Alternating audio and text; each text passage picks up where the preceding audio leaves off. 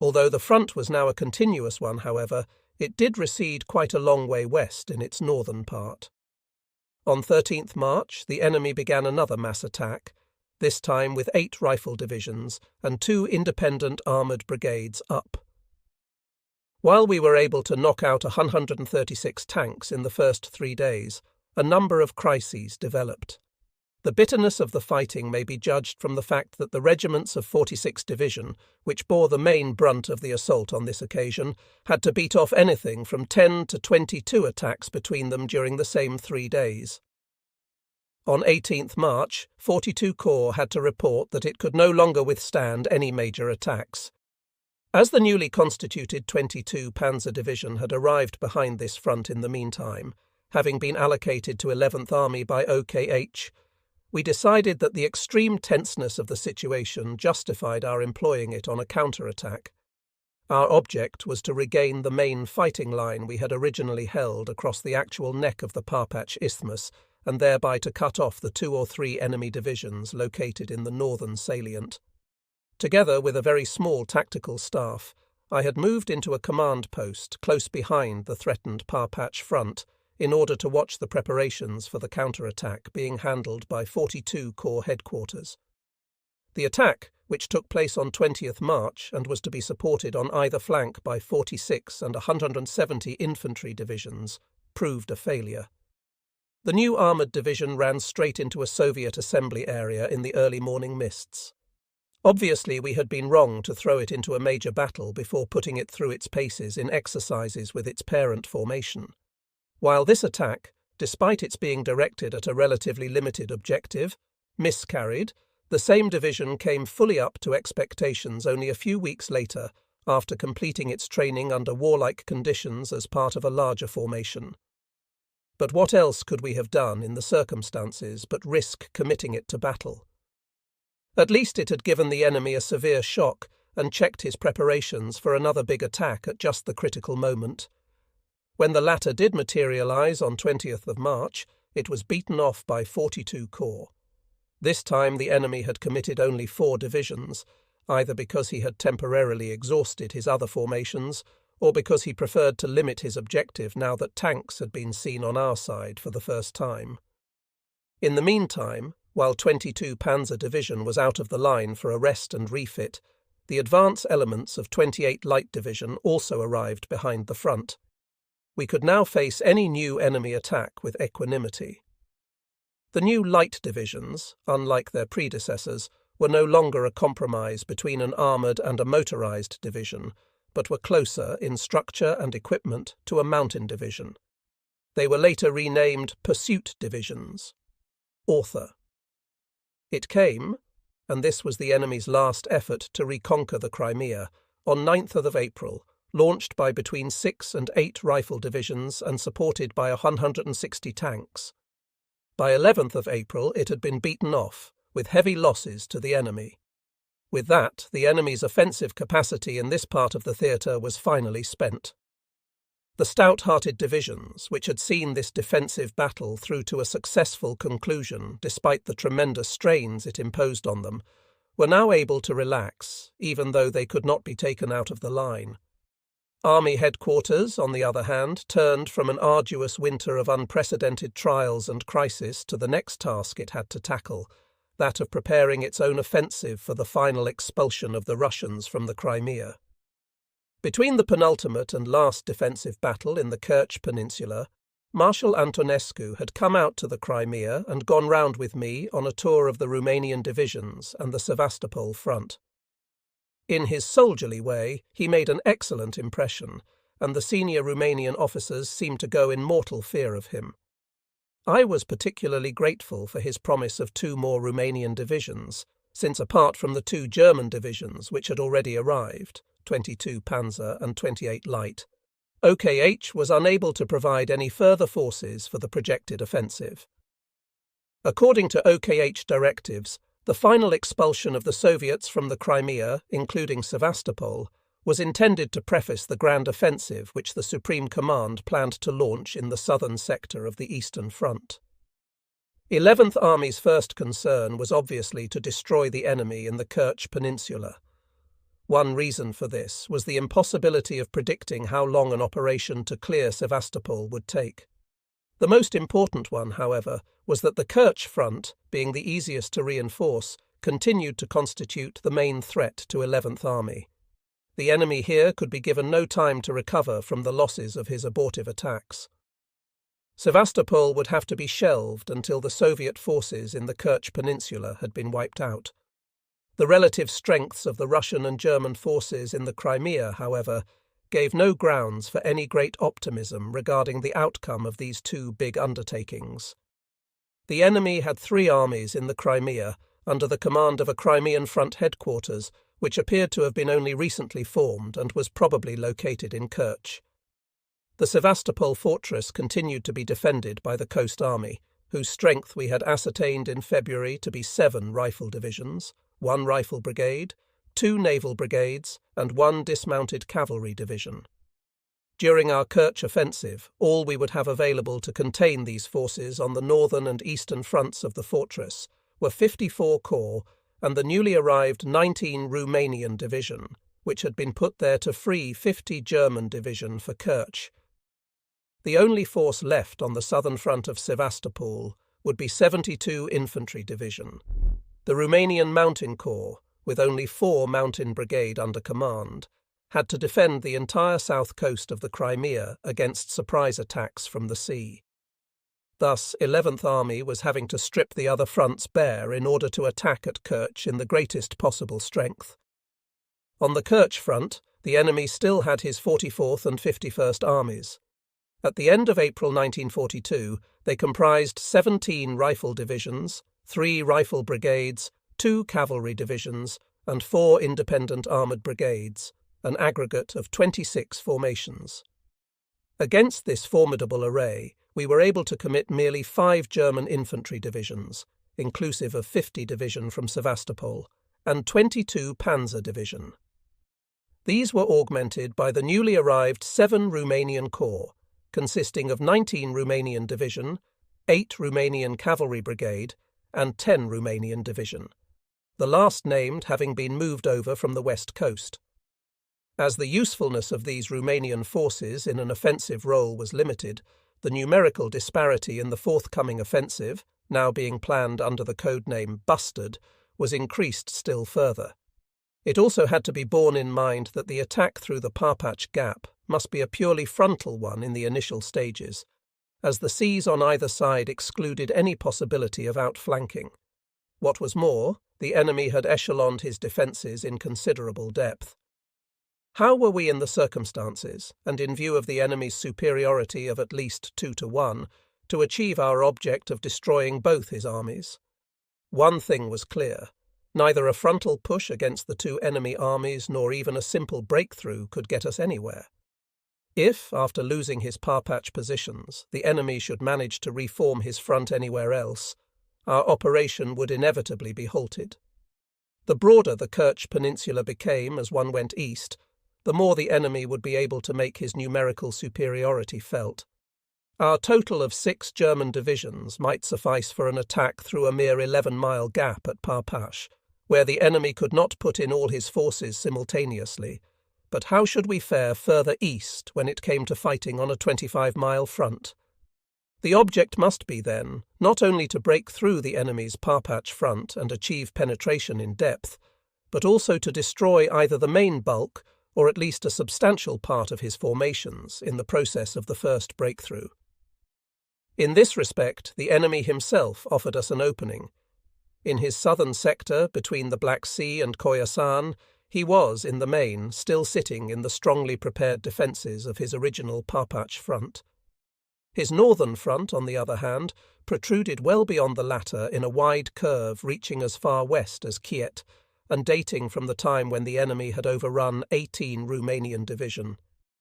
That the Soviet commander had considered the likelihood of our trying to cut off this bulge was clear from the way he had distributed his troops.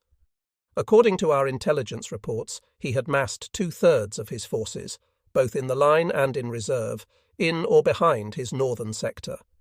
In the south, however, there were only 3 divisions in the line and 2 or 3 in reserve.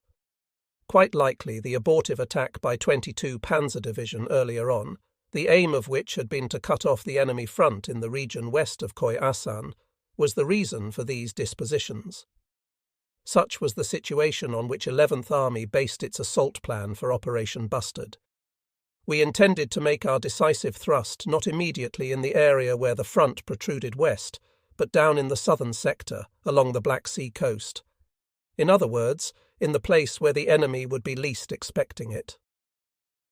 This task was to devolve on 30 corps, composed of 28 light, 132 and 50 infantry, and 22 panzer divisions. Although 170 infantry division would have to remain in the central sector in the initial phase in order to deceive the enemy, it too would subsequently follow through in the south. The plan was that 30 corps should break through the Parpach positions with 3 divisions up and exploit over the deep anti-tank ditch in an eastward direction to enable 22 Panzer Division to cross this obstacle. Once the latter had moved up, the corps would wheel north and drive into the flank and rear of the enemy forces concentrated in the northern sector. Then, in cooperation with 42 Corps and 7 Romanian Corps, it would finally surround the enemy on the north coast of the peninsula. The protection of 30 Corps' eastern flank against enemy attacks from the direction of Kirch was to be the responsibility of a mobile formation, Brigade Group Grodek, which was made up of German and Romanian motorized units. It was to discharge its task offensively by advancing rapidly towards Kirch, since this would also serve to forestall any attempt by enemy elements in the rear to take evasive action. In order to facilitate the difficult initial breakthrough at Parpach, 11th Army had made provisions for what was probably the first sea-borne assault boat operation of its kind. A battalion travelling by assault boats from Feodosia was to be dropped in the rear of the Parpach positions at first light. The decisive attack by the Corps was to be supported not only by strong artillery, but also by the whole of 8 air corps. 8 air corps, which also included strong anti-aircraft units, was by its structure the most powerful and hard-hitting Luftwaffe formation available for support of military operations. Its commanding general, Baron Verser Richthofen, was certainly the most outstanding Luftwaffe leader we had in World War II. He made immense demands on the units under his command, but always went up himself to supervise any important attack they made. Furthermore, one was constantly meeting him at the front, where he would visit the most forward units to weigh up the possibilities of giving air support to ground operations. We always got on extremely well together, both at 11th Army and later on at Southern Army Group. I remember Verser Richthofen's achievements and those of his Air Corps with the utmost admiration and gratitude. On the rest of the Parpach front, 42 Corps and 7 Romanian Corps had the task of simulating an attack in order to pin the enemy down. As soon as a breakthrough had been effected in the south, they were both to join in the main assault. The success of the operation depended on 2 things. The first was our ability to keep the enemy thinking that our decisive attack would come in the north until it was too late for him to back out of the trap or throw his reserves into the southern sector. The second was the speed with which 30 Corps, and in particular 22 Panzer Division, carried out the northward thrust. The first of these requirements was achieved by extensive deception tactics. Apart from wireless deception, these involved laying on a sham artillery preparation in the central and northern sectors and moving troops around in the same area. Apparently they were entirely successful, as the bulk of the enemy's reserves remained behind his northern wing until it was too late for them to move. Immediately before the offensive began, we lost our highly experienced Chief of Staff, General Wöhler, who had been such an invaluable support in the difficult days of the previous winter, and played a leading role in the preparation of Bustard. Both of us found it particularly hard to part, just as we had at last gained the initiative ourselves. However, Wöhler had been appointed Chief of Staff of Central Army Group, and I obviously could not put anything in the way of his advancement. Wöhler's successor was General Schulz, who was also to prove a sound counsellor and friend. He was an inestimable help to me in the most difficult phases of the 1943 winter campaign and throughout the time we were fighting to save 6th Army. Apart from being a man of great personal courage, he had nerves of steel and a special awareness of the privations and needs of the fighting troops, as well as a most equable nature. Already, as Chief of Staff of a corps, he had won the Knight's Cross in a most difficult situation. Later, as a corps commander in Southern Army Group, he was to prove a tower of strength. On 8th May, 11th Army moved off on Operation Bustard. 30 Corps was able to cross the anti-tank obstacle and penetrate the enemy's most forward positions, and the assault boat expedition, by virtue of the surprise it achieved, had rendered considerable assistance to our right wing in its advance along the coast. Nevertheless, it was no easy battle. The ground gained on the far side of the ditch was not sufficient for the armoured division to be moved over, and the subsequent attack by 42 Corps only progressed with difficulty. Nevertheless, we had already engaged 10 enemy divisions and shattered the enemy's southern wing, and there was no indication that his reserves had moved away from the northern wing. It was not possible to bring up and deploy 22 Panzer Division until 9th of May, and before swinging north it had to fight off a strong tank attack. Then rain set in and continued all night, making it well nigh impossible for the Luftwaffe's close support units to cooperate, or for the tanks to make any headway on the morning of 10th May. Though the weather cleared in the afternoon, the 24-hour time lag was liable to be our undoing in an operation so dependent on speed of movement.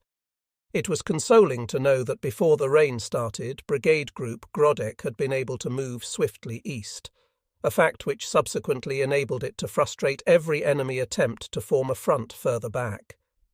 Evidently, the enemy had not anticipated such a bold drive into the depths of his communications zone. Unluckily, the valiant brigade commander, Colonel V's Grodek, was severely wounded in the course of the operation and died soon afterwards. From 11th May onwards, the operations proceeded without any serious hold-up. 22 Panzer Division got through to the coast in the north, bottling up some 8 enemy divisions as it went, and the army was able to give the order for the pursuit to start. The troops, Romanians included, strained every nerve to carry it through successfully, and by 16th May, Kerch had fallen to 170 Division and 213 Regiment. Even then, a great deal more heavy fighting was needed to mop up the enemy remnants which had trickled back to the east coast. Before the attack was launched, I had once again moved into a command post close behind the front, and now I was out all day long visiting divisional staffs and the front-line troops. For a soldier, there was something unforgettable about this tempestuous chase. All the roads were littered with enemy vehicles, tanks and guns, and one kept passing long processions of prisoners. The view from a hill near Kerch, where I had a rendezvous with General Verser Richthofen, was quite breathtaking. Down below us, bathed in glorious sunshine, lay the Straits of Kerch, the goal we had dreamt of for so long. From the beach in front of us, which was crammed with Soviet vehicles of every possible description, enemy motor torpedo boats made repeated attempts to pick up Soviet personnel, but they were driven off every time by our own gunfire. In order to spare our infantry any further sacrifices and bring about the surrender of the enemy elements still fighting back desperately along the coast itself, we had a mass artillery barrage laid down on these last pockets of resistance. By 18th May, the Battle of the Kerch Peninsula was over. Only small groups of the enemy continued to hold out in subterranean caves around Kerch for weeks to come under the pressure of a few fanatical commissars. According to the returns sent in, some 170,000 prisoners, 1,133 guns and 258 tanks had fallen into our hands. 5 German infantry divisions and 1 armoured, together with 2 Romanian infantry divisions and 1 cavalry brigade, had annihilated 2 whole Soviet armies of 26 formations. Only negligible elements of the enemy had escaped across the Straits of Kerch to the Taman Peninsula. A true battle of annihilation had been fought to a victorious finish. 11th Army still faced the hardest task of all, the conquest of Sevastopol. I had already apprised Hitler of our intentions regarding the assault on the fortress during a visit to his headquarters in mid-April. It was the first time I had met him since submitting my views to him on the conduct of the offensive in the West in February 1940. Even at this second meeting, I had the impression that he was not only extremely well informed on every detail of the battles fought to date, but also thoroughly appreciated the operational arguments expounded to him. He listened attentively to what I had to say, and fully agreed with 11th Army's view on the way to conduct both the Kerch offensive and the assault on Sevastopol. He made not the least effort to interfere in our plans, or, as was so often the case later on, to ramble off into endless recitations of production figures. One vital question was not discussed on that occasion, however, whether, in view of the offensive planned in the Ukraine, it was right to commit the whole of 11th Army to an attack on the powerful Sevastopol fortress for a period that could not be predetermined with any real certainty, particularly now that the victory on the Kerch Peninsula had removed the threat in the Crimea.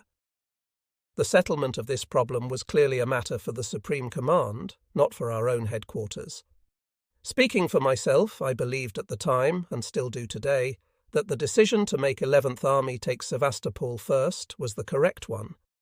Had we continued merely to invest the fortress, a good 3 or 4 German divisions, plus the Romanian forces, in other words, half 11th Army, would have continued to be tied up in the Crimea. What was undoubtedly a mistake, however, was the Supreme Command's decision, after Sevastopol's timely fall, to withdraw 11th Army from the southern wing of the Eastern Front for use at Leningrad and for patching up gaps in the line. After the fall of Sevastopol, this army ought, as originally planned, to have been taken across the Straits of Kerch to the Kuban to intercept the enemy forces falling back on the Caucasus from the lower Don before Army Group A. Had the time factor not permitted this, it should at any rate have been taken into reserve behind the southern wing. The Stalingrad tragedy might then have been averted. Immediately after the Kerch operation, 11th Army began regrouping for the assault on Sevastopol. 42 Corps was made responsible for safeguarding the Kerch Peninsula and the south coast of the Crimea. The only German troops left to it for this purpose were those of 46 Infantry Division, in addition to which it had 7 Romanian Corps, comprising 10 and 19 Infantry Divisions, 4 Mountain Division, identical with the 4 Mountain Brigade mentioned earlier. The Romanians had changed the designation of these mountain brigades without in fact increasing their strength to that of a division, TRA and 8 Cavalry Brigade. All other forces were forthwith dispatched to Sevastopol. Teku Panzer Division had to be handed over to Southern Army Group. Author. There could be no shadow of doubt that the assault on the fortress would be even tougher than that of the previous December, the enemy having had half a year in which to tighten up his fortifications, bring his manpower up to strength and stock up with stores from across the sea. The strength of the Sevastopol fortress consisted less in up-to-date fortifications, though a certain number of these did exist, than in the extraordinary difficulty of the ground, which was dotted with innumerable smaller defence installations. These formed a thick network covering the entire area from the Belbek Valley to the Black Sea coast. The whole of the ground between the Belbek Valley and Severnaya Bay in particular constituted a strongly developed fortress belt. The Northern front ran south of the Belbek, though north of this too, the enemy had an extensive strong point around and northwards of the locality of Lyubimovka. The valley itself and the slopes rising away to the south were enfiladed by a 30.5 scimitars. Battery housed in a thoroughly up-to-date armoured emplacement, known to us as Maxim Gorky the Fee. The slopes themselves were covered by a thick net of fieldworks 1 mile deep, some of which were concreted. Behind these came a series of strongly built, mainly concreted strongpoints, which our troops had nicknamed Stalin, Volga, Siberia, Molotov, GPU, and Cheka, and which were mutually linked by a chain of dug-in positions. A final barrier to the northern shore of Severnaya Bay was formed by a defence zone of strongpoints, which included Donets, Don, Lenin, the fortified locality of Bartenyevka, the old North Fort, and the coastal batteries on Battery Headland. Into the cliffs overlooking the bay, the Russians had driven chambers for storing supplies and ammunition. The eastern front branched off the northern one at a point about 1.25 miles east of the village of Belbek, the hinge between the two being protected by the precipitous Kamishli ravine. The northern part of this eastern front ran through a stretch of the dense undergrowth with which the steep spurs of the Weiler Mountains in this area are covered. In this undergrowth there were countless small pockets of resistance, some of them nestling in holes blown in the rock, which an attacker could hardly touch with his artillery. This wooded northern sector of the eastern front ended in the steep cliffs south and southeast of the locality of Gaetani. Though the woods petered out further south, the ground became increasingly difficult down towards the coast, where it resembled a range of rocky mountains. Access to the southern fortress zone on both sides of the highway leading from the south coast to Sevastopol was barred in the first instance by a series of steep, dome-shaped summits, which the Russians had converted into powerful strongpoints. Crimea veterans will remember such names as Sugarloaf, North Nose, Chapel Mount, and Ruin Hill. Then came the strongly defended village of Kamari, and finally the rocky massif northeast of the Bay of Balaclava. The enemy had been able to hold his own here when 105 Infantry Regiment achieved its bold capture of Balaclava Fort in autumn 1941. Penetration of this chain of fortified summits and cliffs was rendered all the more difficult by the fact that one hill always flanked the next. Behind this forward defence zone in the south, north of the road from Sevastopol, rose the massif of the Feyukini Heights, which was extended southwards to the coastal range by strongpoints like Eagle's Perch and the fortified village of Kardikovka. All these formed a sort of foreground to the strongest of the enemy's fortifications, which were established along the Zarpun Heights. The latter are a range of hills with steep eastern slopes, beginning at the cliffs of Inkerman and dominating the valley of the Chornaya down to the south of Gaetani. There they turn southwest to bar the road to Sevastopol and finally link up with the sea through Windmill Hill, the western spur of the coastal range. The Zappen position, by virtue of its sharp drops and possibilities for mutual flanking fire, is extremely difficult for infantry to attack, and artillery observers up there command the entire fortress area as far as the eye can see. These heights, incidentally, were the line held by the Western powers during the Crimean War to cover the rear of their attack on Sevastopol against the Russians' idle relieving army. But even when he had taken this commanding position, the attacker's troubles were still not over. Ranged along the coast were the coastal batteries, including Maxim Gorky the Second in its armoured emplacement. There was also a wide semicircle of continuous defences round the city itself, beginning at Inkerman on Severnaya Bay and rejoining the latter by Streletskaya Bay. It was composed of an anti-tank ditch, a barbed wire obstacle and numerous pillboxes, and included the British Crimean War Cemetery southeast of Sevastopol, which the Russians had converted into a strong battery emplacement. Finally, there were a line of fortifications running hard along the periphery of the city, and also several traverses screening the peninsula of Chersones towards the east. The Russians have always been known for their skill in laying out and camouflaging field defences, and at Sevastopol they had the added advantage of holding a stretch of country which offered them excellent opportunities for flanking fire. The rocky nature of the ground, moreover, made it possible to keep the cover for guns and mortars so narrow that they could practically only be destroyed by direct hits.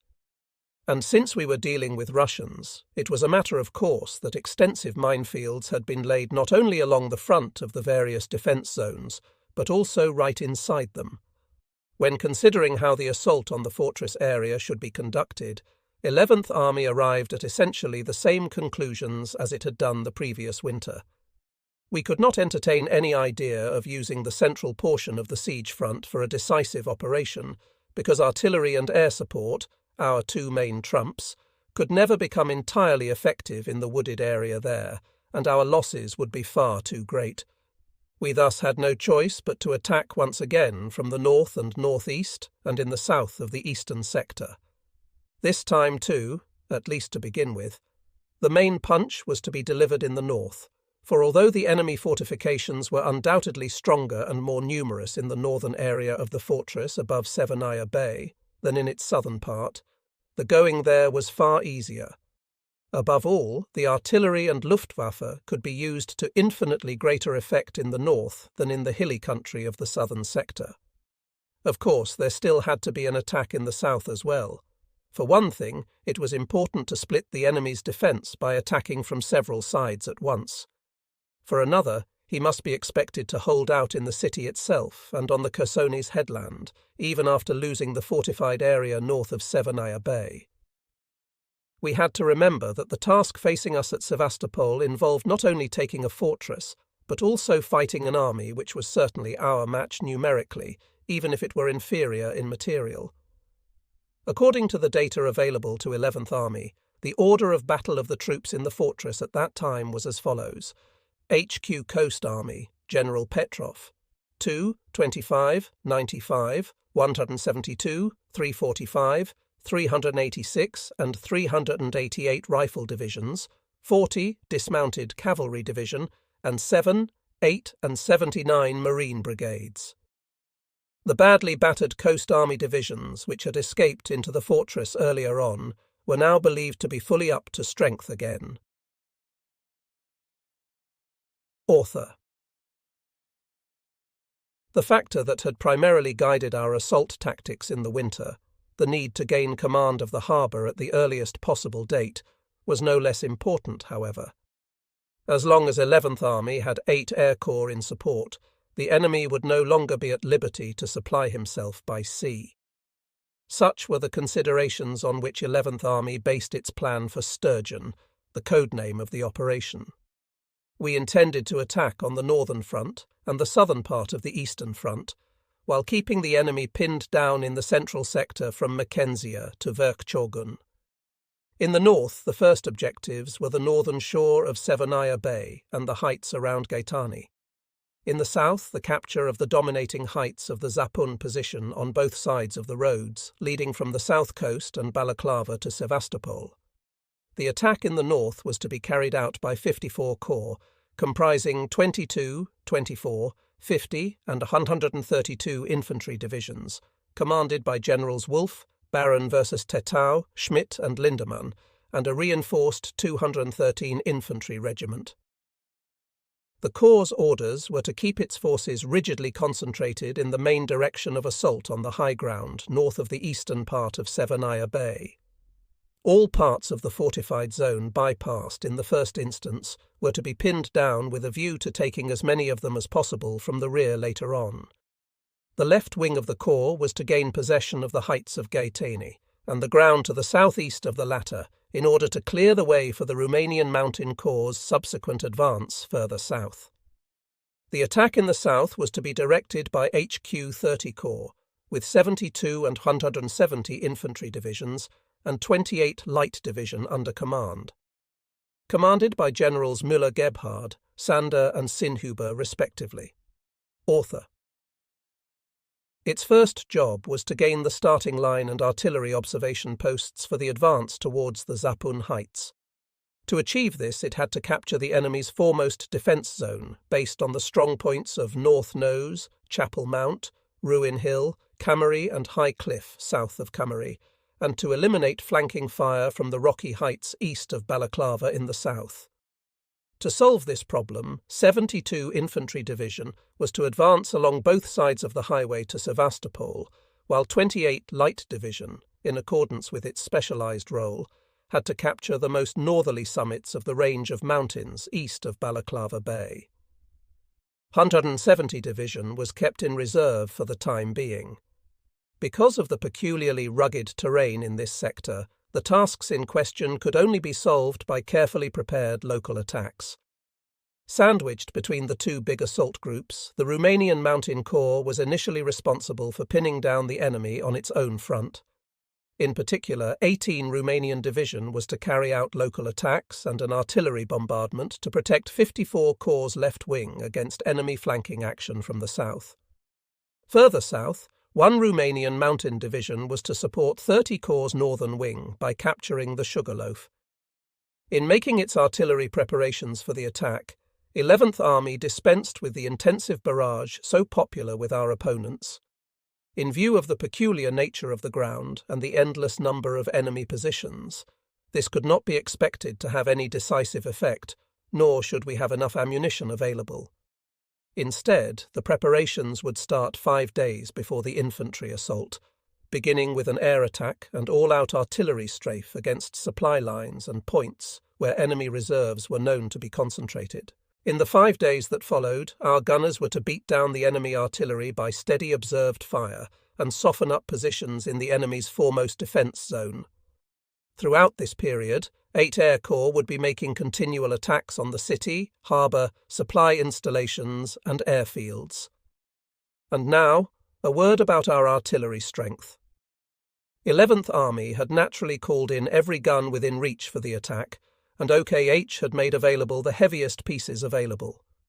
In all, 54 Corps, Artillery Commander General Zukertort, had at its disposal 56 heavy and medium batteries, 41 light and 18 mortar batteries, in addition to 2 battalions of assault guns. This made a total of 121 batteries, supported by 2 observation battalions. The heavy siege artillery included batteries of cannon up to a caliber of 19 cm, as well as independent howitzer and heavy howitzer batteries with calibers of 30.5, 35, and 42 cm. Furthermore, there were 2 special 60 cm guns and the celebrated 80 cm Big Dora. This monster had originally been designed for bombarding the most formidable section of the Maginot Line, but had not been finished in time. It was a miracle of technical achievement. The barrel must have been 90 feet long, and the carriage as high as a 2-story house. 60 trains had been required to bring it into position along a railway specially laid for the purpose. 2 anti-aircraft regiments had to be constantly in attendance. Undoubtedly, the effectiveness of the cannon bore no real relation to all the effort and expense that had gone into making it. Nevertheless, one of its shells did destroy a big enemy ammunition dump buried 90 feet deep in the natural rock on the northern shore of Severnaya Bay. 30 Corps artillery was commanded by General Martinek, a particularly outstanding gunner officer who had previously held the same rank in the Austrian army. Unfortunately, he was later killed in the east as a corps commander. Altogether, the corps had 25 heavy and medium, 25 light, and 6 mortar batteries, as well as 1 assault gun and 2 observation battalions. Also assigned to it was 300 Panzer Regiment, whose tanks were remote-controlled and carried high explosive charges. The Romanian Mountain Corps had 12 medium and 22 light batteries with which to perform its holding task. A welcome addition to the assault artillery as a whole was provided by General Verse Richthofen, commander of 8 Air Corps, who turned over a number of his anti-aircraft regiments for use in a ground role. At no other time on the German side in World War II can artillery ever have been more formidably massed, particularly as regards the high calibers used, than for the attack on Sevastopol. Yet how trifling this seems when compared with the masses of guns later considered indispensable by the Russians for a breakthrough in open country. At Sevastopol, the attacker had 208 batteries, excluding anti-aircraft, at his disposal over a 22-mile front. This meant an average of less than 10 batteries to every mile of front, though the ratio was obviously higher in the actual assault sectors. The Soviet offensives of 1945 were based on a ratio of 400 guns to every mile of assault front. A few days before the attack, I paid a brief visit to the south coast to take a closer look at 30 Corps' own preparations. Our command post down there was a charming little Moorish-style palace, perched on a steep cliff overhanging the Black Sea coast, and formerly the property of a Grand Duke. On the last day of my stay, I made a reconnaissance trip in our only naval vessel, an Italian E-boat, along the coast to a point off Balaclava. My object was to ascertain how much of the coastal road, up which the whole of the Corps' reinforcements and supplies must pass, was visible from the sea and liable to come under observed bombardment from that quarter. In the event, presumably out of respect for our Luftwaffe, the Soviet Black Sea Fleet ventured no such action. On the way back, a calamity occurred just outside Yalta. Without any warning, a hail of machine gun bullets and cannon shells began pumping into us from the sky. We were being strafed by 2 Soviet fighters which had swooped out of the sun, their sound having been drowned by the roar of our own powerful engines. In a matter of seconds, 7 of the 16 persons on board were dead or wounded, and the heat from the flames threatened to detonate the torpedoes slung alongside. The behaviour of the captain, a young Italian sub-lieutenant, was beyond all praise, and he showed immense presence of mind in the steps he took to save us and his ship. Disregarding the danger of mines, Peppo, my ADC, dived into the water and swam to the nearby shore, where, still stark naked, he stopped a passing truck. With this, he dashed into Yalta and got the help of a Croatian motorboat to tow us into harbour. It was a dismal journey. 1 Italian petty officer was dead and 3 sailors wounded. Captain V. Weddell, the port commandant of Yalta, had also been killed. But at my feet, severely wounded in the thigh, lay the truest comrade of all, my driver, Fritz Nagel. The Italian sub-lieutenant tore off his own shirt to use it as a makeshift bandage, but it was almost impossible to staunch the flow of blood from the artery. Fritz Nagel came from Karlsruhe and had been my driver since 1938. We had seen and lived through so very much together, and he had already been wounded at my side once before during our time with 56 Panzer Corps. Throughout the years he had been a devoted comrade, and in time had become a real friend to me. He had fine, frank brown eyes, and not a trace of servility in his make-up. Sportsmanlike and thoroughly decent by nature, he was a keen, cheerful soldier who had won the hearts of comrades and superiors alike. As soon as we touched land, I took him straight to the field hospital. An operation was attempted, but he had already lost too much blood, and the same night his young light went out.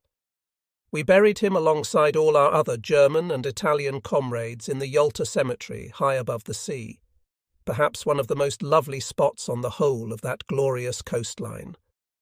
I sent Fritz Nagel's parents a copy of the words I spoke at his graveside. But war waits for no man, not even for his thoughts. A few days later, 11th Army's Tactical Headquarters, reduced to a bare minimum of personnel, set up a command post on the Sevastopol front at Yukari Korales, a Tatar village nestling in a narrow valley among the cliffs. The Russians must have known that a command staff with its own signals section had moved in there, for every evening their duty pilot flew over in an old Rata, known to the troops as a sewing machine, to drop a stick of bombs, fortunately, without ever doing the slightest damage.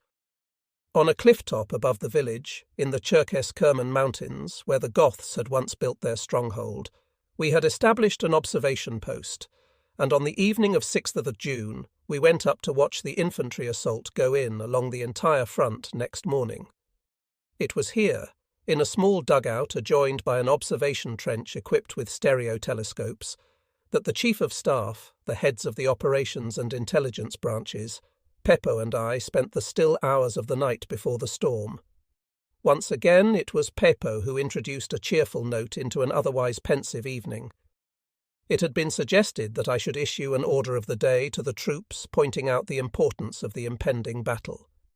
Generally speaking, I am not in favour of exhortations of this kind. Quite apart from the fact that they seldom get past the battalion orderly rooms, our troops did not need reminding what was at stake.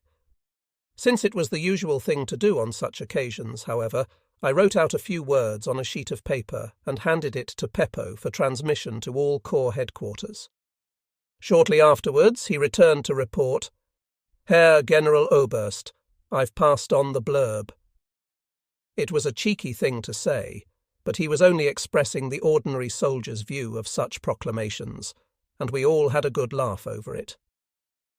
On the morning of 7th June, as dawn turned the eastern sky to gold and swept the shadows from the valleys, our artillery opened up in its full fury by way of a prelude to the infantry assault. Simultaneously, the squadrons of the Luftwaffe hurtled down onto their allotted targets. The scene before us was indescribable, since it was unique in modern warfare for the leader of an army to command a view of his entire battlefield. To the northwest, the eye could range from the woodlands that hid the fierce battles of 54 Corps' left wing, from view right over to the heights south of the Belbek Valley, for which we were to fight so bitterly. Looking due west, one could see the heights of Gaitani, and behind them, in the far distance, the shimmer of Severnaya Bay, where it joined the Black Sea. Even the spurs of the Chersones Peninsula, on which we were to find vestiges of Hellenic culture, were visible in clear weather. To the southwest there towered the menacing heights of Zapun and the rugged cliffs of the coastal range.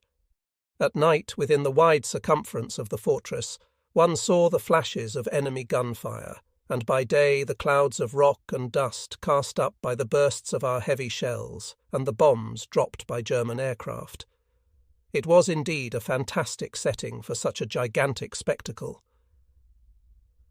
At Sevastopol there was something more than an attacking army confronted by an adversary who was at least its numerical equal, something more than artillery and aircraft of the most modern design pounding away at fortifications embedded in steel, concrete and granite. Sevastopol was also the spirit of the German soldier. All his courage, initiative and self-sacrifice contending with the dogged resistance of an opponent whose natural elements were the advantage of terrain and the tenacity and steadfastness of the Russian soldier reinforced by the iron compulsion of the Soviet system. It is impossible to depict this struggle which was to go on for a round month in the most scorching heat, even early morning temperatures being as much as 106 degrees, in terms that would do justice to the feat of either attacker or defender. What our troops achieved in this battle would be worthy of an epic, but there is only space here for a brief account of a contest that must be almost unparalleled in its severity. On its right wing, 54 Corps had directed 132 Division to launch a frontal attack across the Belbek Valley towards the commanding heights to the south of it, leaving out the enemy bridgehead of Lubyamovka. To the left of it, 22 Infantry Division had the task of opening the way across the valley for 132 Division by thrusting south of the Belbek from the east over the Kamishli Gully. To the left of that, the 50th Infantry Division, attacking through the locality of Kamishli, was to join this thrust in a southwesterly direction. On the extreme left wing of the Corps, in the mountainous woodlands, the 24th Infantry Division was to work its way forward towards the heights of Gaitani, its left flank being covered by the 18th Romanian Division. As a result of overwhelming support by the powerful assault artillery and the incessant attacks of the 8th Air Corps, it was possible to cross the Kamishli Gully and Belbek Valley on the first day and gain a footing on the commanding heights south of the latter. Down in the south, 30 Corps' first job was to gain possession of the jumping-off positions for its own follow-up attack on both sides of the highway to Sevastopol, which was not to be launched until some days later. The second phase of the offensive, lasting up to June 17th, was marked on both fronts by a bitter struggle for every foot of ground, every pillbox, and every trench. Time and again the Russians tried to win back what they had lost by launching violent counterattacks. In their big strong points, and in the smaller pillboxes too, they often fought till the last man and the last round. While the main burden of these battles was borne by the infantry and engineers, the advanced observation posts of our artillery still deserve special mention, since it was chiefly they who had to direct the fire which made it possible to take individual strong points and pillboxes. They, together with the assault guns, were the infantry's best helpmates. On June 13th, the valiant 16th Infantry Regiment of 22nd Division, led by Colonel Versa-Choltitz, succeeded in taking Fort Stalin, before which its attack had come to a standstill the previous winter. The spirit of our infantry was typified by one wounded man of this regiment, who, pointing to his smashed arm and bandaged head, was heard to cry, "I can take this lot now we've got the Stalin." By June 17th, it had been possible, though at the cost of heavy losses, to drive a deep wedge into the fortified zone in the north. The positions of the second defence line, Cheka, GPU, Siberia, and Volga, were in our hands. By the same date, 30 Corps was likewise able to drive a wedge into the advanced defence zones in front of the Zapun positions. In the course of heavy fighting, the fortified strongpoints of North Nose, Chapel Mount and Ruin Hill fell to 72 Division, while 170 Division took Cammery. To the north of the Corps, after a series of fruitless charges, 1st Romanian Mountain Division finally won the Sugarloaf.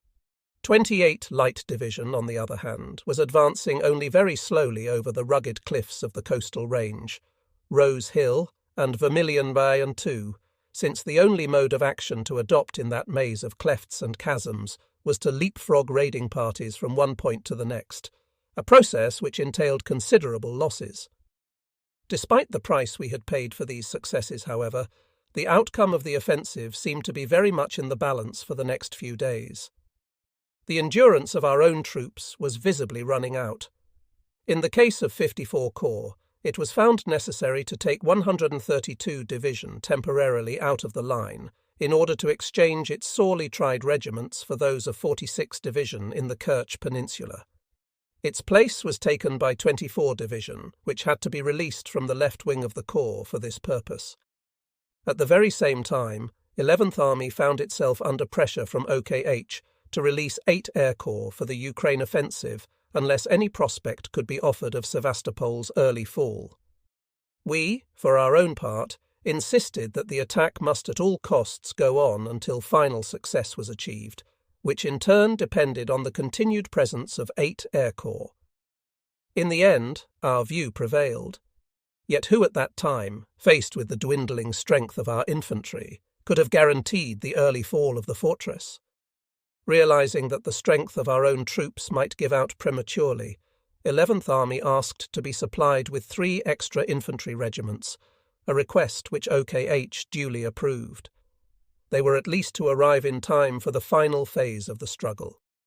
In the existing situation, it was found expedient in the case of both assaulting corps to take advantage of an attacker's ability to switch the direction or main effort of his assault as he pleases, and thereby to take the enemy by surprise. 54. Corps turned west, committing 213 Infantry Regiment and 24 Division to battle as it did so. 213 Regiment, led by Colonel Hitzfeld, took the armour-plated battery Maxim Gorky Defant, one of whose guns had already been put out of action by a direct hit from a siege battery. The other was demolished by our engineers, who had succeeded in getting onto the top of it. However, the garrison of the fort, which went several stories deep, did not surrender until our engineers had blown their way in through the turrets at ground level. In the course of one attempted breakout, the commissar in command was killed, whereupon his men surrendered with the name of Christ trembling on their lips. After that, 24th Division was able, by June 21st, to clear the rest of the northern sector along the west coast, as far as the fortifications guarding the entrance to Severnaya Bay. In the case of 30 Corps, too, a surprise alteration in the focal point of the attack brought about an important success by June 17th. The Corps resolved to halt the advance across the northern chain of the coastal range east of Balaclava, and to concentrate its forces on and immediately south of the main road for a surprise thrust. There was only artillery to counteract any flank action from the direction of the coastal range. 72 Division duly succeeded in overrunning the enemy's positions south of the road, and its reconnaissance battalion, led by Major Bark, boldly exploited this initial gain by pushing straight through the floundering enemy as far as Eagle's Perch in front of the Zapun line. In the early morning of 18th of June, the battalion managed to take the strongly defended Eagle position, and to remain in possession there until the division could move reinforcements up. This having been achieved, it was possible to extend our penetration of the enemy defence system northwards. In the subsequent and third phase, success was again achieved by sudden shifts in the focal point of the attack, particularly on the part of the artillery. In the north, this meant the full attainment of the first objective, Severnaya Bay, and in the south possession of our jumping-off positions for the assault on the Zapun line. In the northern sector, the whole fire of the artillery was concentrated to permit 24 Division to take the peninsular forts dominating the entrance to Severnaya Bay. The most formidable of these was the antiquated but still powerful strongpoint known as North Fort. 22 Division gained control along its whole front of the cliffs overlooking Severnaya Bay. There was extremely hard fighting for the railway tunnel on the boundary between 22 and 50 divisions, out of which the enemy launched a strong counterattack with a brigade that had recently arrived by cruiser. The tunnel was finally captured by shelling its entrance. Not only hundreds of troops came out, but an even greater number of civilians, including women and children. Particular difficulty was experienced in winkling the enemy out of his last hideouts on the northern shore of the bay, where deep galleries for storing supplies and ammunition had been driven into the sheer wall of rock.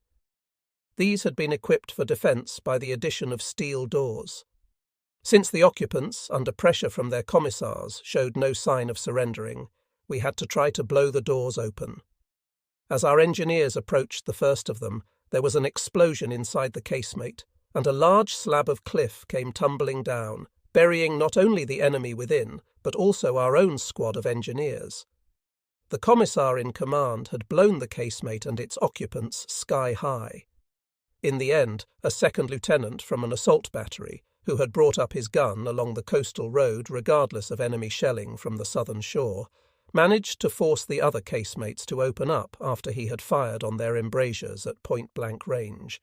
Crowds of completely worn-out soldiers and civilians emerged, their commissars having committed suicide. Thirdly, 50 Division, which had some hard fighting to do in the thicket-covered country of its own sector, was able to reach the eastern end of Severnaya Bay and gain possession of the heights of Gaetani dominating the mouth of the Chornaya Valley. To the left of it, the right wing of the Romanian Mountain Corps was fighting its way forward through wooded country over the hills southeast of Gaetani. General Lascar, who later went into captivity at Stalingrad, was the life and soul of this advance. 30 Corps too made gains by sudden changes in the direction of its attack. Taking advantage of the capture of Eagle's Perch by 72 Division, it swung 170 Division round from the south to attack the Fedyukini Massif. The enemy, whose eyes were turned east and who was probably already expecting an attack on the Zapun Heights themselves, was taken completely by surprise, and it was possible to take the Massif relatively quickly. This secured a firm base for the decisive assault on the Zapun line. During the same few days, some progress was also made by the left wing of the Romanian Mountain Corps, one mountain division. 11th Army thus found itself in possession of almost the whole outer belt of the fortress by the morning of 26th June. The enemy had been thrown back into the inner fortified zone, whose northern front was formed by the precipitous rock face of Severnaya Bay's southern shore, and whose eastern front ran from the heights of Inkerman along the Zapun range to the cliffs around Balaclava. 11th Army now had to decide how to break open this inner ring of fortifications. It was taken for granted that the enemy in Sevastopol would continue to resist as bitterly as before, particularly as none of the statements issued by his immediate superiors, Crimean Front Headquarters, encouraged any hope of an evacuation. On the other hand, the fact had to be faced that though the enemy's reserves might be largely expended, the offensive capacity of the German regiments was also virtually at an end. In recent weeks, I had spent all my mornings and afternoons visiting corps staffs, artillery commanders, divisions, regiments, battalions, and gunner observation posts. I was only too well aware of the state of our units. The regiments had dwindled away to a few hundred men each, and I remember one company being pulled out of the line with a strength of 1 officer and 8 men. How, then, were we going to finish off the battle for Sevastopol, now that 54 Corps had Severnaya Bay before it, and 30 Corps was facing the difficult assault on the Zapun Heights? The ideal solution at this point would have been to switch the weight of the entire offensive to 30 Corps on the southern wing. In practice, however, this was just not possible. Moving the divisions alone was bound to take several days, and in this time the enemy would have an opportunity to recover his strength. In the frontal area, the two sectors were linked by only one narrow road, which we had taken immense trouble to build through the mountains the previous winter. In any case, it could not bear the weight of the heavy artillery, and the task of moving that quantity of guns round by way of Yalta and stocking them with ammunition when they reached the southern sector would have taken weeks to complete. An additional factor to bear in mind was the Supreme Command's intention of withdrawing 8 Air Corps from the Crimea at an early date. Immediately after 22 Division reached Severnaya Bay, I had been down to visit its regiments in order to obtain a general view of the situation from an observation post on the northern shore. Before me lay a stretch of water between half a mile and 1,000 yards wide, where whole fleets had once lain at anchor.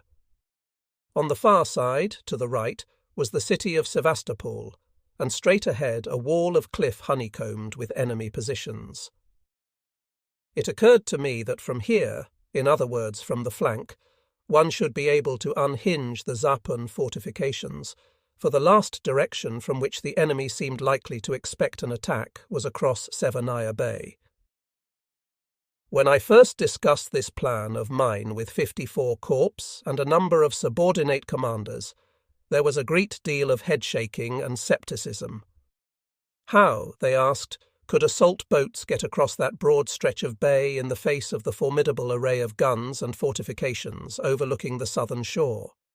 How, for that matter, were the assault boats even to be got to the shore and loaded with troops, when the sole access to the water was down 1 or 2 steep ravines, which could obviously be kept under fire by the enemy on the southern coast? For the very reason that it appeared impossible, however, an attack across Severnaya Bay would take the enemy unawares, and might well be the key to success. Despite all the objections raised, therefore, I stuck to my plan, hard though it was to order such a hazardous undertaking when one's own position prevented one from taking part. Once the decision had been taken, everyone involved set about its execution with the utmost energy. In this connection, a special word of appreciation is due to the engineers, who had already given an excellent account of themselves alongside the infantry in the fighting for the pillbox positions. The general offensive against the inner fortress area, 54 Corps crossing Severnaya Bay and 30 Corps assaulting the Zapun heights, was due to start early on the morning of 29th June. Already on 28th June 50th, Division had succeeded in crossing the lower course of the Chornaya and taken the Inkerman. This was the scene of a tragedy that shows with what fanaticism the Bolsheviks fought. High above the Inkerman towered a sheer wall of cliff extending far away to the south. Inside it were enormous chambers which had served as cellarage for the Crimean champagne factories. Alongside the large stocks of wine, the Bolsheviks had dumped ammunition, but now they were also using the chambers to accommodate thousands of wounded and refugees. Just as our troops were entering the Inkerman, the whole cliff behind it shuddered under the impact of a tremendous detonation, and the Kofut wall of rock fell in over a length of some 900 yards, burying thousands of people beneath it. Though the act of a few fanatical commissars, it was a measure of the contempt for human life which had become a principle of this Asiatic power. During those midnight hours of 28th or 29th June in which the preparations for the crossing of Severnaya Bay were being made, a tremendous tension gripped everyone connected with the operation. In order to blanket all noise from the northern shore, 8 Air Corps kept up an incessant air raid on the city. The whole of the artillery stood by to begin a murderous bombardment of the cliff tops on the southern shore the very moment any fire from there showed that the enemy had perceived what we were about. But everything remained quiet on the other side, and the difficult job of launching and loading the assault boats went off without a hitch. At 1 o'clock, the first wave from 22 and 24 divisions pushed off and headed for the opposite shore. The crossing, which obviously took the enemy absolutely by surprise, turned out a complete success, for by the time the enemy defences on the cliffside went into action, our sturdy grenadiers had gained a firm footing on the shore below. Any enemy weapons showing themselves from now on were quickly knocked out by our troops as they scaled the cliffs to the plateau above. With that, the dreaded Zapun position was unhinged from the flank. At first light, however, our troops had also gone into action against the front of this position.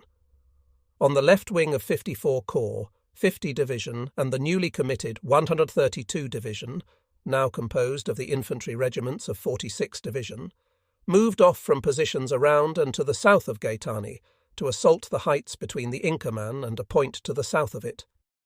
The attack received supporting flank fire from the artillery on the north shore of Severnaya Bay and was joined by the right wing of the Romanian Mountain Corps. 30 Corps likewise began its decisive push towards the Zapun line at daybreak, supported by the long-range batteries of 54 Corps and massed sorties by 8 Air Corps. While using its artillery to create the illusion that an attack on a broad front was pending, 30 Corps had assembled 170 Division as a task force in an extremely small area by the Fedjukini Heights, and the latter, supported by assault guns, 300 Panzer Battalion, and the direct fire of an anti-aircraft regiment, soon reached the high ground on both sides of the highway to Sevastopol. Taking advantage of the enemy's confusion, the division forthwith exploited far enough north, west, and south for the Corps to move its other divisions up to the crest. After the successful crossing of the bay, the fall of the heights of Inkerman, and the penetration of the Zapun positions by 30 Corps, the fate of the Sevastopol fortress was sealed. What now followed was a last desperate struggle that could neither stave off the defending army's utter defeat nor possibly benefit the Soviets as regards the overall operational situation. It would even have been superfluous from the viewpoint of military honour, for goodness knows the Russian soldier had fought bravely enough. But the political system demanded that the futile struggle should go on.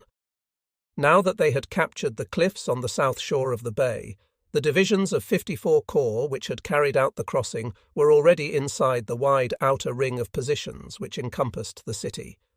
So while elements of the Corps mopped up this ring in a southerly direction, the main body was able to turn west and deal with the peripheral fortifications and the city itself. With the fall of the famous Fort Malakoff, that bulwark which had cost so much blood in the Crimean War, the Corps was into the defences of Sevastopol proper. Meanwhile, before 29th of June was out, the 2 rear divisions of 30 Corps, which had had the task of simulating a broad frontal attack, 28 Light Division and 72 Division, were pushed smartly through behind 170 Division. Once they had reached the Zapun positions already taken by the latter, they were made to fan out to capture the Chersonese peninsula. 28. Light Division broke through the outer ring of fortifications southeast of Sevastopol by taking the English cemetery.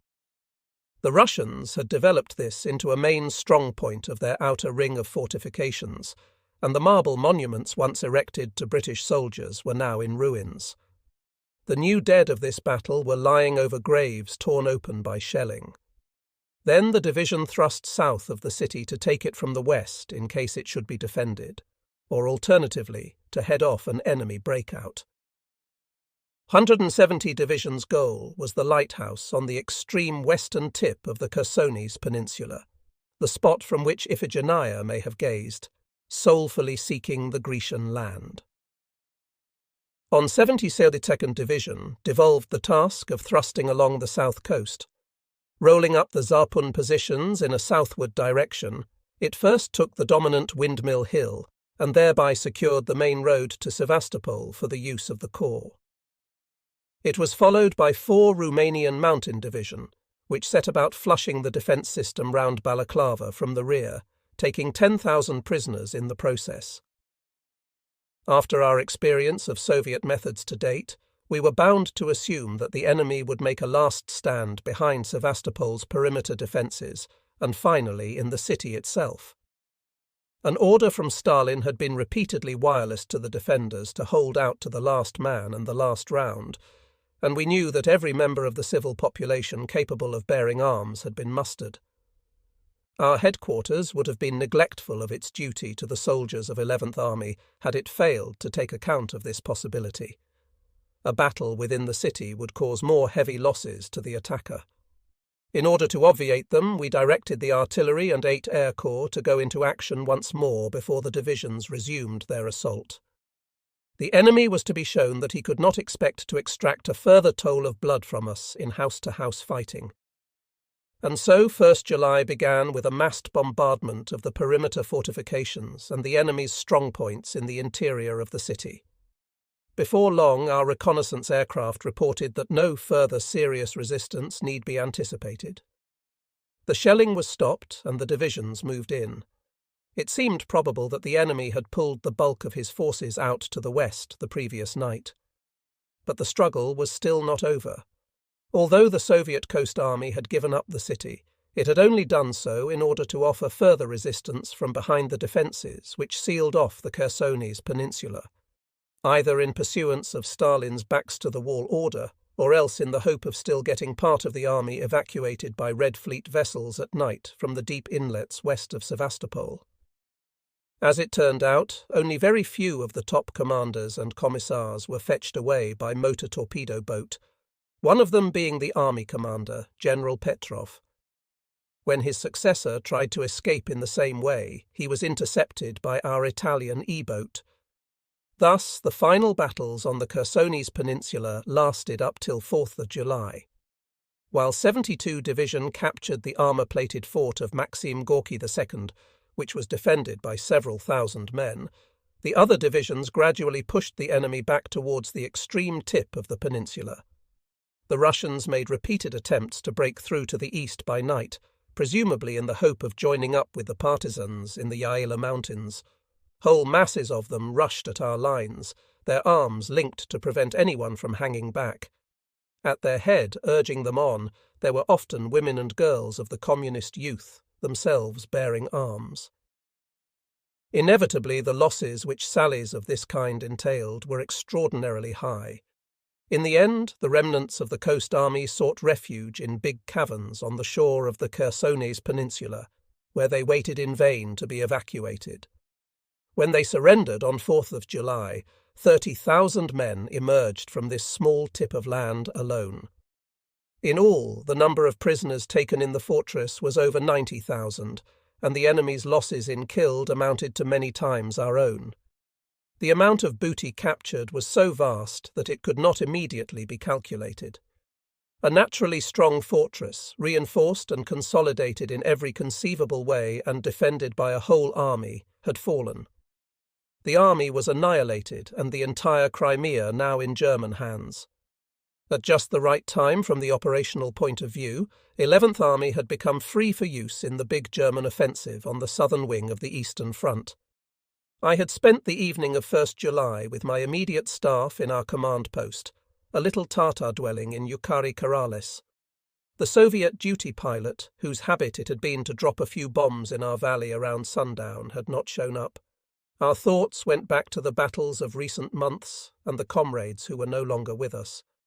And then, over the radio, came a triumphal fanfare heralding the special communiqué on the fall of Sevastopol. Shortly afterwards, the following message came over the teleprinter. To the Commander-in-Chief of the Crimean Army, Colonel General V.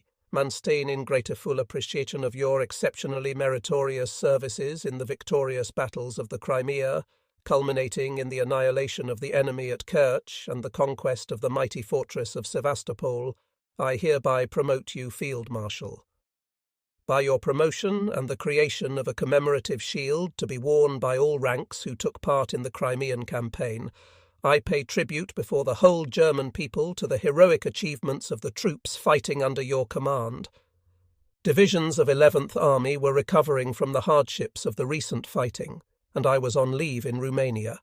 The various formation staffs were to work out plans for a crossing of the Straits of Kerch, preparatory to the army's joining in the big offensive, which had meanwhile been launched on the German southern wing.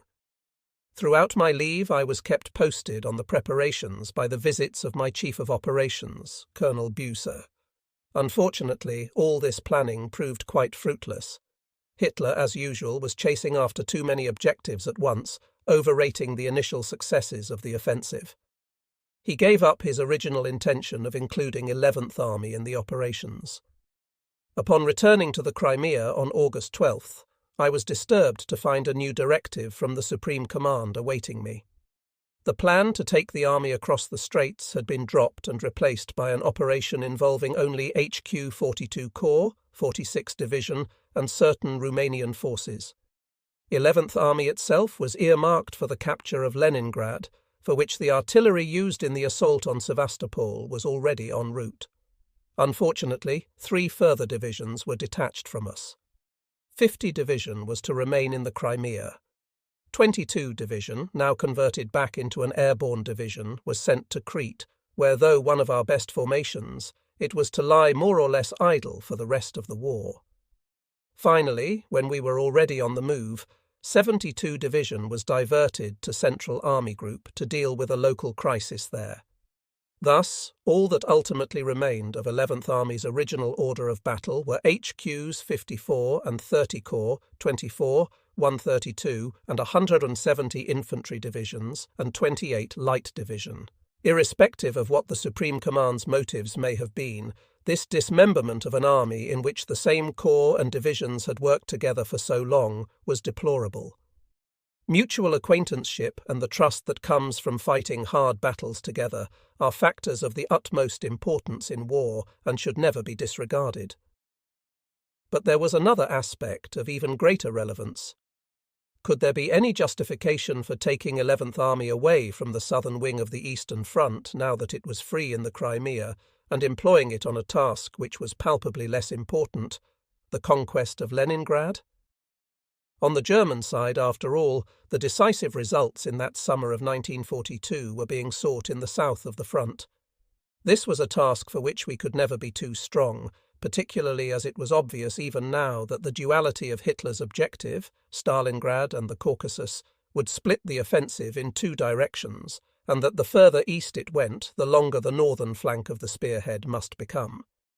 Subsequent events showed how much better it would have been to keep 11th Army on the southern wing, irrespective of whether it had been moved forward over the Straits of Kerch to stop the enemy from falling back on the Caucasus, or had initially followed up the attacking army groups as an operational reserve. When I broke my flight north to call at Hitler's headquarters and talk over my new commitments, I discussed this problem in detail with the Chief of the General Staff, Colonel General Halder. Halder made it quite clear that he completely disagreed with Hitler's proposal to try to take Leningrad in addition to conducting an offensive in the south, but said that Hitler had insisted on this and refused to relinquish the idea. However, when I asked if he thought it practicable to dispense entirely with 11th Army in the south, he told me that he did. I myself remained sceptical without, of course, being able to refute the Chief of Staff's opinion in advance. On the same occasion, I was appalled to find how bad relations were between Hitler and his Chief of Staff. One of the points brought up at the daily conference was the local crisis which had developed in Central Army Group's sector in consequence of a limited Soviet offensive there. The same crisis, in fact, that had necessitated the detachment of our own 72 Division. When Hitler took this as an occasion for indulging in a tirade against the men fighting on the spot, Halder emphatically contradicted him, pointing out that the strength of the troops had long been overtaxed, and that the high loss of officers and NCOs in particular had been bound to have repercussions. Though couched in thoroughly objective language, Halder's strictures provoked an outburst of fury from Hitler. He questioned, in the most tactless terms, Halder's right to differ with him, declaring that as a frontline infantryman of World War I, he was an infinitely better judge of the matter than Halder, who had never been in this position. The whole scene was so undignified that I pointedly left the map table and remained away till Hitler calmed down and asked me to return. Afterwards, I felt compelled to mention the incident to the head of the personnel office, General Schmundt, who was also Hitler's chief military assistant. I told him it was quite impossible for the Commander-in-Chief and the Chief of Staff of the Army to be on terms like this, and that either Hitler must listen to his Chief of Staff and show him at least the respect that was his due, or Halder must take the only course remaining open to him. Unfortunately, nothing of the sort occurred until the break came 6 weeks later with Halder's dismissal. On August 27th, 11th Army Headquarters arrived on the Leningrad front to investigate the possibilities of an attack in 18th Army's sector and to settle on the plan for the assault on the city. It was intended that once this was done, we should take over that part of 18th Army's front which faced north, while the latter retained its eastern front on the Volkhov. The front earmarked for 11th Army was divided into three parts: the Neva sector from Lake Ladoga to the southeast of Leningrad, the actual assault front south of Leningrad, and the front containing the extensive bridgehead still held by the Soviets on the south shore of the Gulf of Finland around Oranienbaum.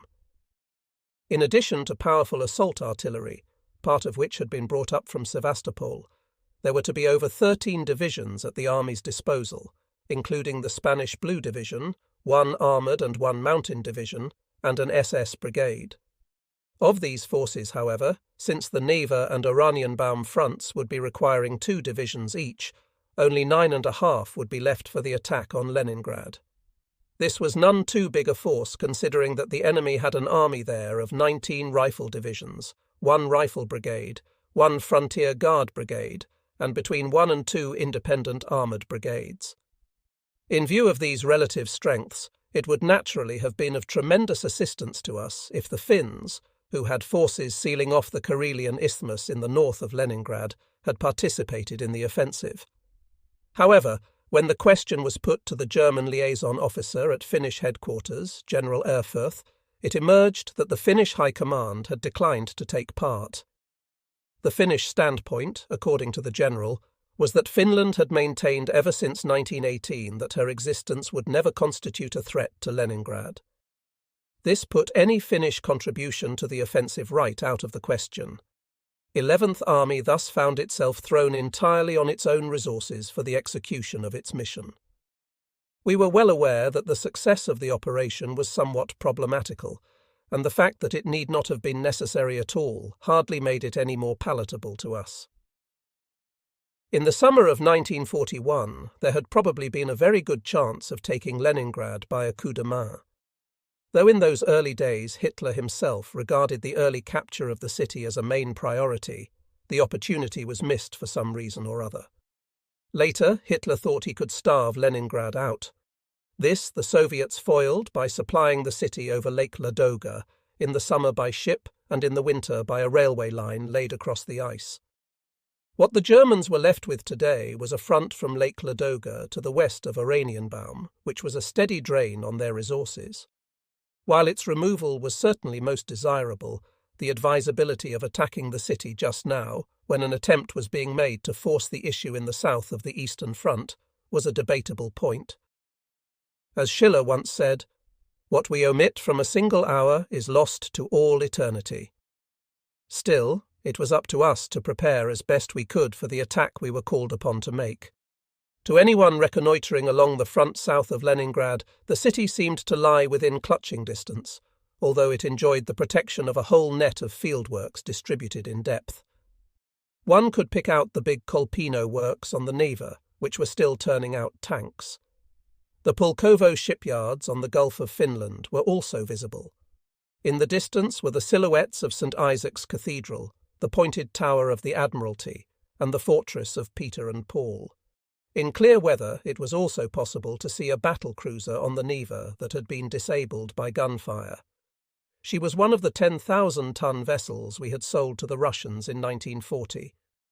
I was sad to learn that several of the imperial residences I knew from 1931, the lovely Catherine Palace in Tsarsko Selo, the smaller palace in the same place where the last Tsar lived, and the delightful Peterhof on the Gulf of Finland, had fallen victims to the war. They had been set on fire by Soviet shelling. We realized from our reconnaissance that 11th Army must on no account become involved in any fighting inside the built-up areas of Leningrad, where its strength would be rapidly expended. As for Hitler's belief that the city could be compelled to surrender through terror raids by 8 Air Corps, we had no more faith in this than had Colonel General Verser Richthofen, the force's own experienced commander. It was our intention, therefore, to begin by breaking through the front south of Leningrad with maximum artillery and air support, but not to carry the advance any further than the southern perimeter of the city. Thereupon, 2 corps would turn east and quickly cross the Neva southeast of the city to destroy the enemy forces between there and Lake Ladoga, cut the supply route across the lake, and isolate Leningrad from the east. Thereafter it should be possible to bring about the rapid fall of the city, like Warsaw before it, without any heavy house-to-house fighting. Unfortunately, Schiller's dictum was soon to prove only too true. Quite naturally, the enemy had not failed to notice the German build-up in the Leningrad sector, and as early as 27th August he launched an attack against 11th Army's eastern front, forcing us to engage 170 Division just after its arrival. In the next few days it became clear that the Soviets were conducting a powerful relief offensive with the aim of forestalling our own attack. On the afternoon of 4th September, I received a telephone call from Hitler in person. He told me it was essential that I intervene on the Volkov front to prevent a disaster there.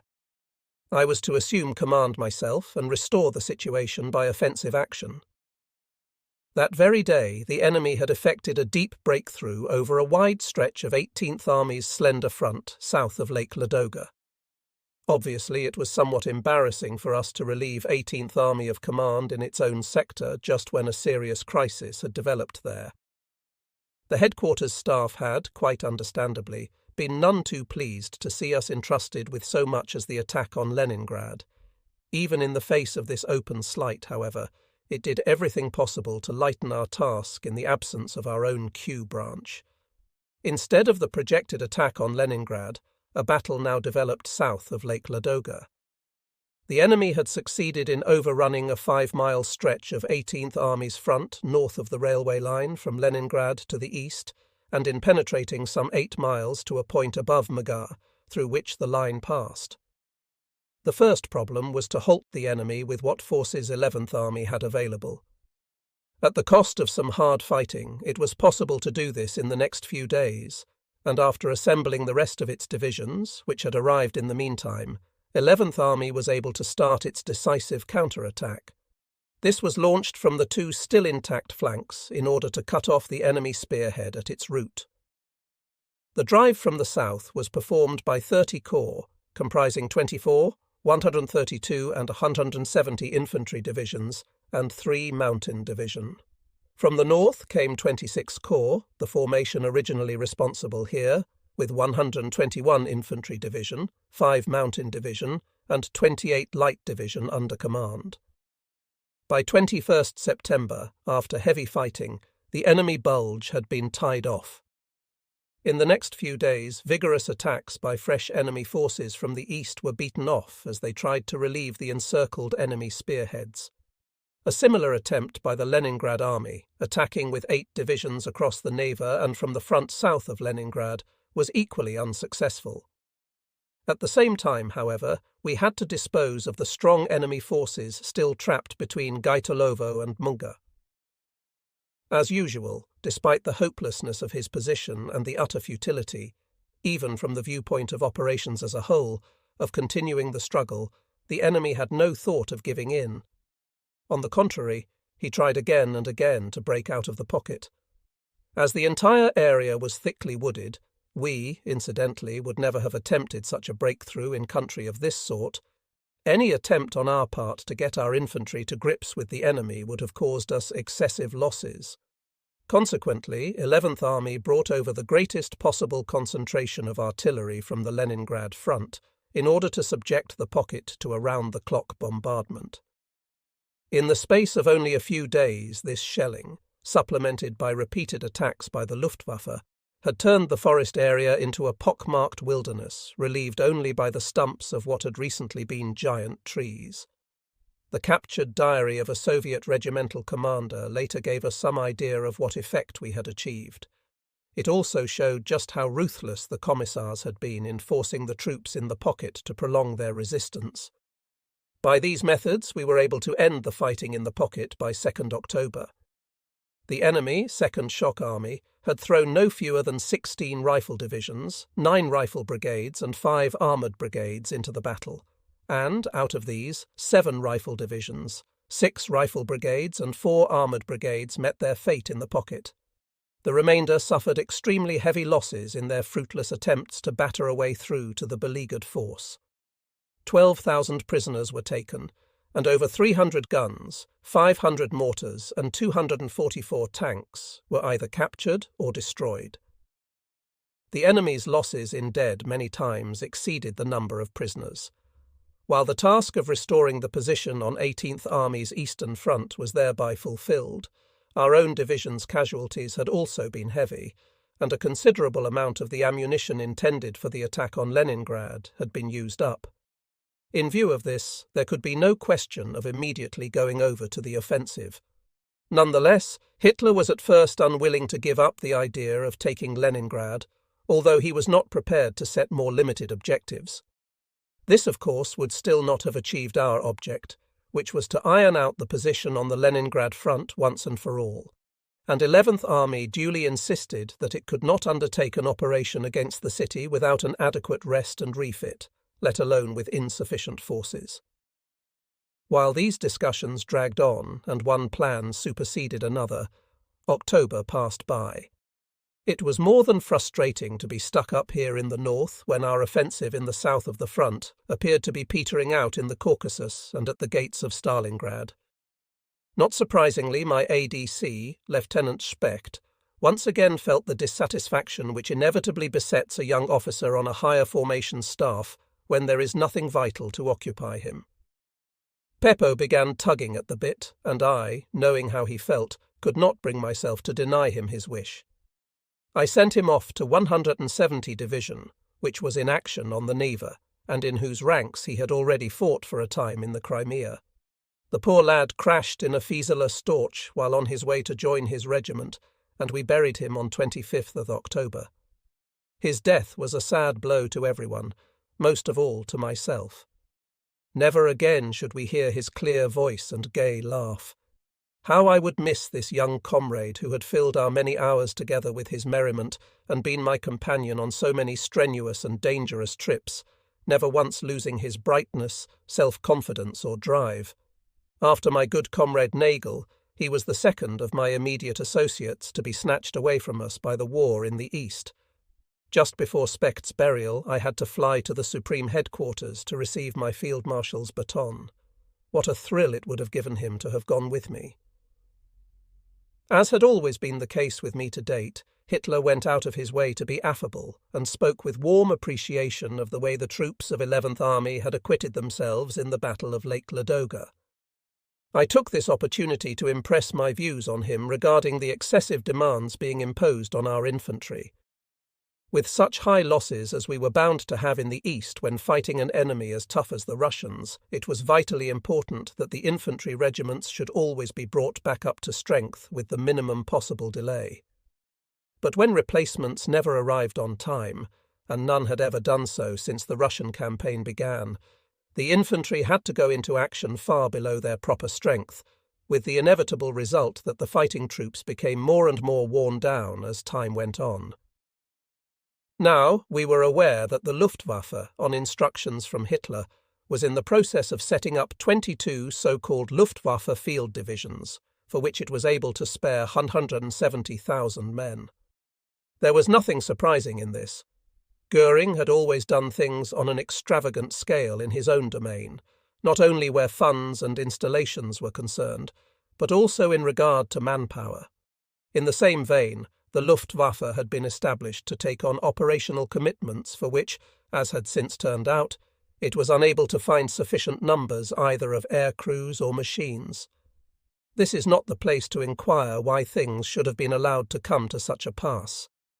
The essential fact was that the Luftwaffe had some 170,000 men to spare, and could have spared them long ago, the dream of a strategic air war having ended, for all practical purposes, with the Battle of Britain. These 170,000 men were now to be concentrated in the Luftwaffe's own private units to fight a war on the ground. Considering what a wide choice had been open to the Luftwaffe in making its selections for these divisions, they were doubtless composed of first-class soldiers.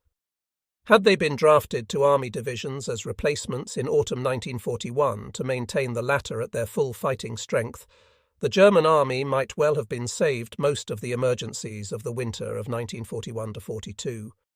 But to form these excellent troops into divisions within the framework of the Luftwaffe was sheer lunacy. Where were they to get the necessary close combat training and practice in working with other formations? Where were they to get the battle experience so vital in the East? And where was the Luftwaffe to find divisional, regimental, and battalion commanders? I covered all these aspects in detail during that talk with Hitler, and a little later set them out in a memorandum I drafted for his attention. He listened to my arguments attentively enough, but insisted that he had already given the matter his fullest consideration, and must stick to his decision. Shortly afterward, the then Chief of Operations of Central Army Group, a man who was always well informed on account of his friendship with Hitler's ADC, told me the reasons which Goering had given Hitler for wanting the Luftwaffe to set up its own divisions. Goering had claimed that he could not hand over his soldiers, reared in the spirit of National Socialism, to an army which still had chaplains and was led by officers steeped in the traditions of the Kaiser. He had already told his own people that the Luftwaffe must make sacrifices too, lest the army appear virtually to stand alone in this respect. Such were the arguments with which Goering had sold his scheme to Hitler. Our Leningrad mission as such was now coming to an end. During my visit to Vinitsa, Hitler said that my headquarters would probably be moved to Central Army Group in the Vitebsk region, where there were signs that a big enemy offensive was pending. If and when this materialized, our task would be to counteract it with an offensive of our own. At the same time, however, he told me that if he and his headquarters should leave Vinitsa, I was to be put in command of Army Group A. After removing Field Marshal List from this appointment without valid reason, following a difference of opinion with him, Hitler had been commanding the Army Group himself as a sort of sideline, a quite impossible arrangement in the long run. More surprising still was what he had to say on this occasion in connection with my eventual appointment as Commander-in-Chief of the Army Group. Next year, he told me, he was thinking of driving through the Caucasus to the Near East with a motorized army group. It was a measure of how unrealistically he still assessed the overall military situation and its strategic possibilities. My last few days on the Leningrad front were marked by the hardest blow that could have befallen my dear wife, myself, and our children in the last war, the death of our eldest son, Jero.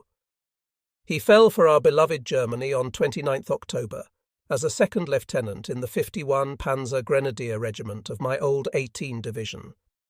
I trust, as one under whose command so many thousands of youngsters gave their lives for Germany, that I may be forgiven for mentioning this purely personal loss here. The sacrifice of our son's life was certainly no different from that made by countless other young Germans and their fathers and mothers, but it will be appreciated that there must be a place in these memoirs of mine for the son who gave his life for our fatherland.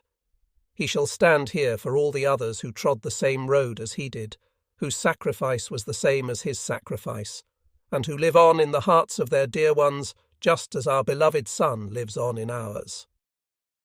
Our Gero, born on New Year's Eve 1922 and killed in his 20th year, had been a delicate child from birth. He had suffered from asthma from childhood, and it was due only to the constant care of my wife that he grew up fit enough to become a soldier. Yet while his ailment deprived him of many things in his boyhood, it had also made him unusually mature and determined to do what life demanded of him, despite all his handicaps. Gero was a particularly lovable child, serious, thoughtful, but always happy.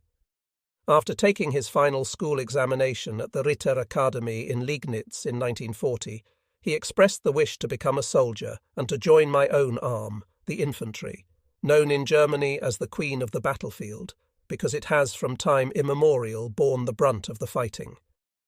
It goes without saying that we, as his parents, understood this desire to follow in the footsteps of generations of ancestors, although neither of us had ever made any attempt to influence him in his choice of a profession.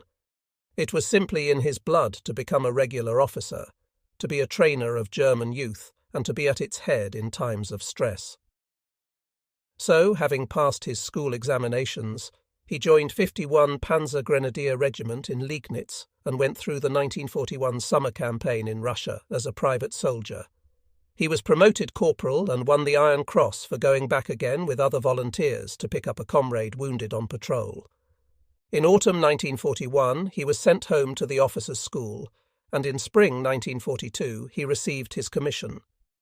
After a serious illness and convalescent leave, he came back to the regiment he loved, now in action on Lake Ilmen as part of 16th Army. I had the joy of seeing him on his way out there when he visited me in my caravan at the front during the Battle of Lake Ladoga. After that, I saw him once more when I visited my friend Bush at 16th Army headquarters on 18th of October. He had invited Gero up as well, so that we, Bush and our dear Specht, my ADC, were able to spend a happy evening together. Specht himself was killed only a few days later. Early on 30th of October 1942, after the morning situation reports had been handed in, my faithful Chief of Staff, General Schultz, the successor to Wöhler, brought me the news that our son Gero had been killed by a Russian bomb the previous night. As assistant adjutant of his battalion, he had been on his way out to the front line to convey an order to a platoon commander. We buried the dear boy on the shores of Lake Ilmen the following day. The padre of 18 Panzer Grenadier Division, Pastor Kruger, began his oration with the words, "A lieutenant of the infantry." Our son would not have wished it otherwise. After the funeral, I flew home for a few days to be with my dear wife, for whom this boy had throughout the years been a special object of care and devotion.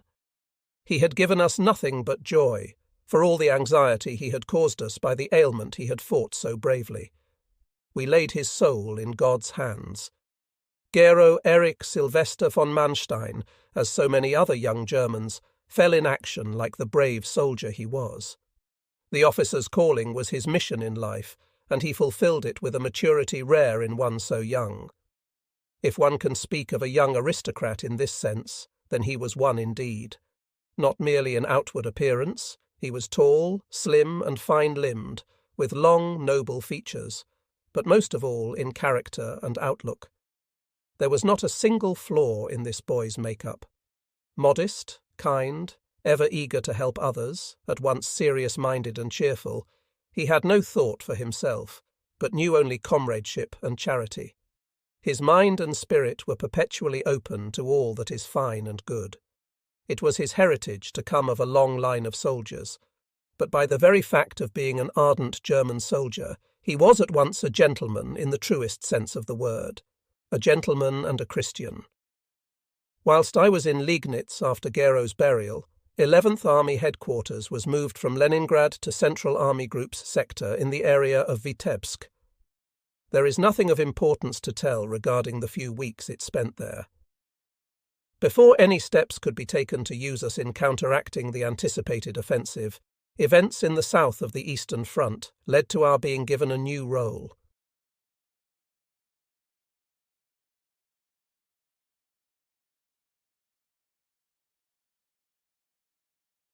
On 20th November, we received orders to assume immediate command of the sector on both sides of Stalingrad as the headquarters of a newly created Don Army Group.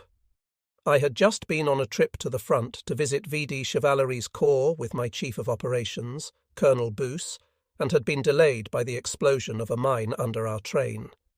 In that territory, the presence of partisans made it necessary to travel in armoured vehicles or specially protected trains.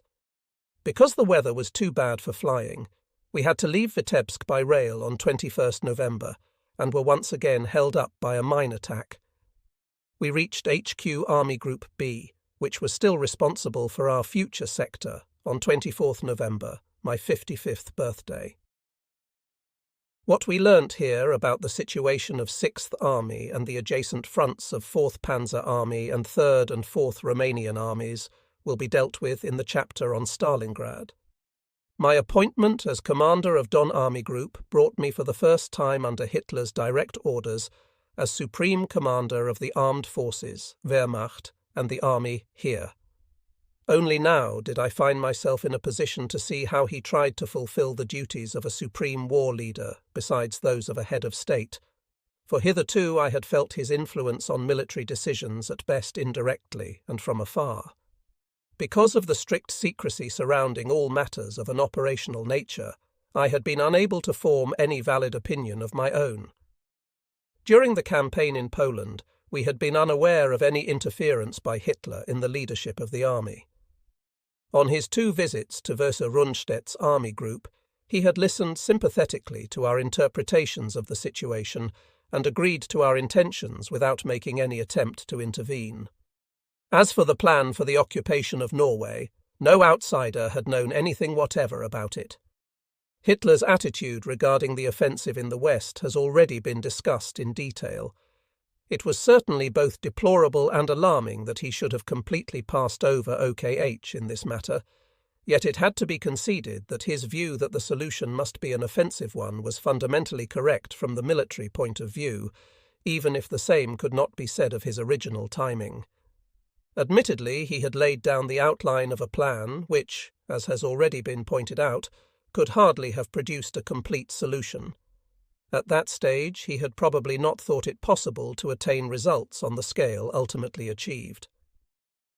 Nevertheless, when the plan put up by Army Group A offered him this possibility, he had immediately grasped the idea and adopted it himself, even though he imposed certain limitations which betrayed his aversion to risks. His fatal mistake of halting the armour outside Dunkirk had not at the time been apparent to an outsider, for the sight of beaches bestrewn with abandoned equipment tended to deceive anyone not yet aware how successful the British had been in getting their troops back across the Channel. The absence of a war plan permitting the timely preparation of an invasion did, however, reveal a failure of Wehrmacht leadership. In other words, on the part of Hitler himself. On the other hand, it was impossible for anyone not actually on the spot to judge whether or not the decision to turn on the Soviet Union was unavoidable for political reasons. The Soviet deployment on the German, Hungarian and Romanian frontiers certainly looked menacing enough. As commander of a corps, and later of 11th Army, I learnt just as little of Hitler's influence on the plan for an attack on the Soviet Union and the conduct of operations in the first phase of the campaign as I did of the plans for the summer offensive in 1942. There had certainly been no interference by Hitler in the handling of the Crimean campaign. Indeed, he had agreed to our intentions without hesitation when I went to see him in spring 1942, and had doubtless done everything to make our success at Sevastopol possible. I have already mentioned that I considered 11th Army to have been wrongly used after the fall of the fortress. Now that I had come immediately under Hitler in my capacity as an army group commander, however, I was to get my first real experience of him in his exercise of the supreme command. When considering Hitler in the role of a military leader, one should certainly not dismiss him with such clichés as the Lance Corporal of World War I. He undoubtedly had a certain eye for operational openings, as had been shown by the way he opted for Army Group A's plan in the West. Indeed, this is often to be found in military amateurs. Otherwise, history would not have recorded so many dukes and princes as successful commanders. In addition, though, Hitler possessed an astoundingly retentive memory and an imagination that made him quick to grasp all technical matters and problems of armaments. He was amazingly familiar with the effect of the very latest enemy weapons and could reel off whole columns of figures on both our own and the enemy's war production. Indeed, this was his favourite way of sidetracking any topic that was not to his liking. There can be no question that his insight and unusual energy were responsible for many achievements in the sphere of armaments. Yet his belief in his own superiority in this respect ultimately had disastrous consequences. His interference prevented the smooth and timely development of the Luftwaffe, and it was undoubtedly he who hampered the development of rocket propulsion and atomic weapons. Moreover, Hitler's interest in everything technical led him to overestimate the importance of his technical resources. As a result, he would count on a mere handful of assault gun detachments or the new Tiger tanks to restore situations where only large bodies of troops could have any prospect of success. What he lacked, broadly speaking, was simply military ability based on experience, something for which his intuition was no substitute. While Hitler may have had an eye for tactical opportunity and could quickly seize a chance when it was offered to him, he still lacked the ability to assess the prerequisites and practicability of a plan of operations. He failed to understand that the objectives and ultimate scope of an operation must be in direct proportion to the time and forces needed to carry it out, to say nothing of the possibilities of supply. He did not, or would not, realize that any long-range offensive operation calls for a steady build-up of troops over and above those committed in the original assault. All this was brought out with striking clarity in the planning and execution of the 1942 summer offensive. Another example was the fantastic idea he disclosed to me in autumn 1942 of driving through the Caucasus to the Near East and India with a motorized army group. As in the political sphere, at all events after his successes of 1938, so in the military did Hitler lack all sense of judgment regarding what could be achieved and what could not. In autumn 1939, despite his contempt for France's powers of resistance, he had not originally recognized the possibility of attaining decisive success by a correctly planned German offensive. Yet when this success actually became his, he lost his eye for opportunity where conditions were different. What he lacked in each case was a real training in strategy and grand tactics. And so this active mind seized on almost any aim that caught his fancy, causing him to fritter away Germany's strength by taking on several objectives simultaneously, often in the most dispersed theatres of war. The rule that one can never be too strong at the crucial spot, that one may even have to dispense with less vital fronts or accept the risk of radically weakening them in order to achieve a decisive aim, was something he never really grasped. As a result, in the offensives of 1942 and 1943, he could not bring himself to stake everything on success.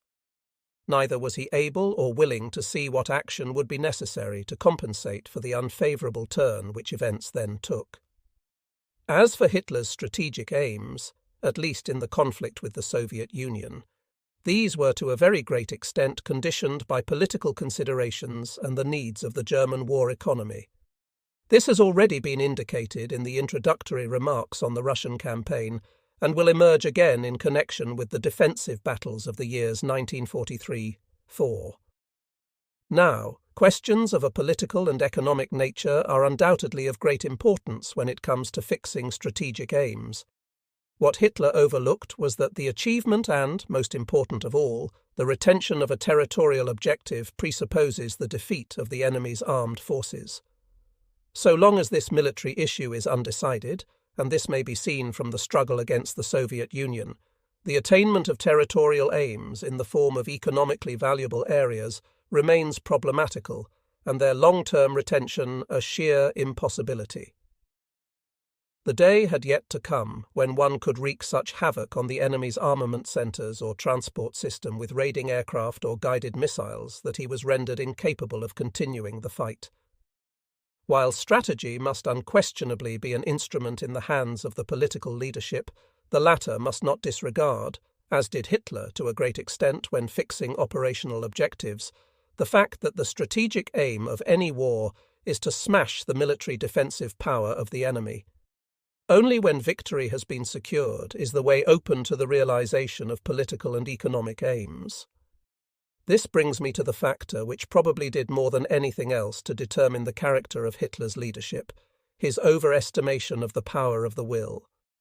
This will, as he saw it, had only to be translated into faith down to the youngest private soldier for the correctness of his decisions to be confirmed and the success of his orders ensured.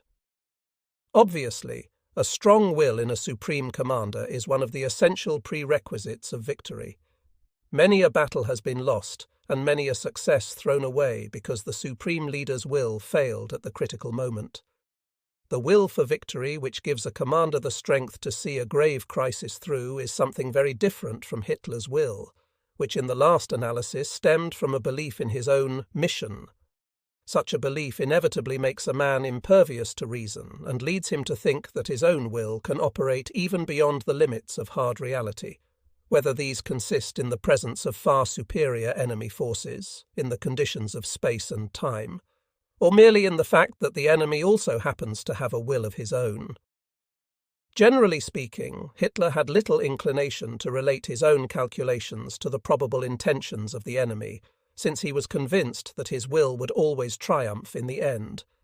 He was equally disinclined to accept any reports, however reliable, of enemy superiority, even though the latter might be many times stronger than he. Hitler either rejected such reports out of hand, or minimized them with assertions about the enemy's deficiencies, and took refuge in endless recitations of German production figures. In the face of his will, the essential elements of the appreciation of a situation on which every military commander's decision must be based were virtually eliminated. And with that, Hitler turned his back on reality.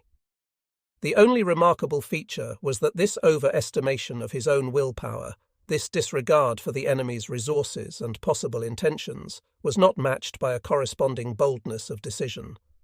The same man who, after his successes in politics up to 1938, had become a political gambler, actually recoiled from risks in the military field. The only bold military decision that may be booked to Hitler's credit was probably the one he took to occupy Norway, and even then the original suggestion had come from Grand Admiral Raeder.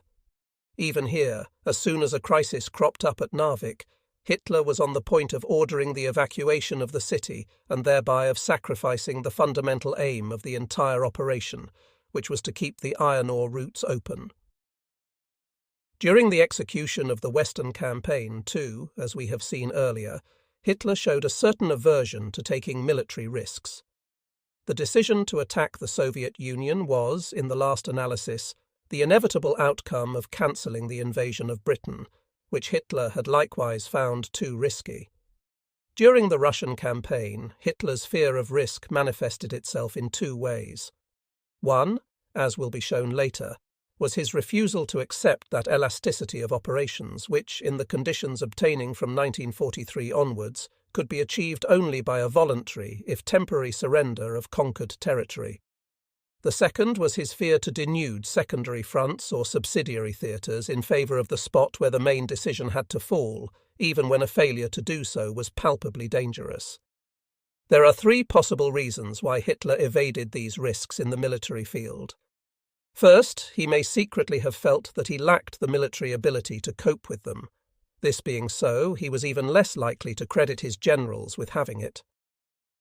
The second reason was the fear, common to all dictators, that his prestige would be shaken by any setbacks. In practice, this attitude is bound to lead to the commission of military mistakes which damage the man's prestige more than ever. Thirdly, there was Hitler's intense dislike, rooted in his lust for power, of giving up anything on which he had once laid hands. In the same context, mention may be made of another trait of Hitler's, against which his Chief of Staff, Colonel General Zeitzler, and I both battled in vain throughout the period in which I was commanding Don Army Group. Whenever he was confronted with a decision which he did not like taking but could not ultimately evade, Hitler would procrastinate as long as he possibly could. This happened every time it was urgently necessary for us to commit forces to battle in time to forestall an operational success by the enemy, or to prevent its exploitation. The General Staff had to struggle with Hitler for days on end before it could get forces released from less threatened sectors of the front to be sent to a crisis spot. In most cases, he would give too small a number of troops when it was already too late, with the result that he usually finished up by having to grant several times what had originally been required. The tussle used to last for whole weeks when it was a question of abandoning untenable positions like the Donetsk area in 1943 or the Dnieper Bend in 1944. The same applied to the evacuation of unimportant salients on quiet stretches of front for the purpose of acquiring extra forces. Possibly Hitler always expected things to go his way in the end, thereby enabling him to avoid decisions which were repugnant to him, if only because they meant recognizing the fact that he must accommodate himself to the enemy's actions. His inflated belief in his own willpower, a certain aversion to accepting any risk in mobile operations, the Retour offensive, for example, when its success could not be guaranteed in advance, and his dislike of giving up anything voluntarily, such were the factors which influenced Hitler's military leadership more and more as time went on. Obstinate defence of every foot of ground gradually became the be-all and end-all of that leadership, And so, after the Wehrmacht had won such extraordinary successes in the first years of war by dint of operational mobility, Hitler's reaction when the first crisis occurred in front of Moscow was to adopt Stalin's precept of hanging on doggedly to every single position. It was a policy that had brought the Soviet leaders so close to the abyss in 1941 that they finally relinquished it when the Germans launched their 1942 offensive. Yet because the Soviet counter-offensive in that winter of 1941 had been frustrated by the resistance of our troops, Hitler was convinced that his ban on any voluntary withdrawal had saved the Germans from the fate of Napoleon's Grand Army in 1812. In this belief, admittedly, he was reinforced by the acquiescent attitude of his own retinue and several commanders at the front.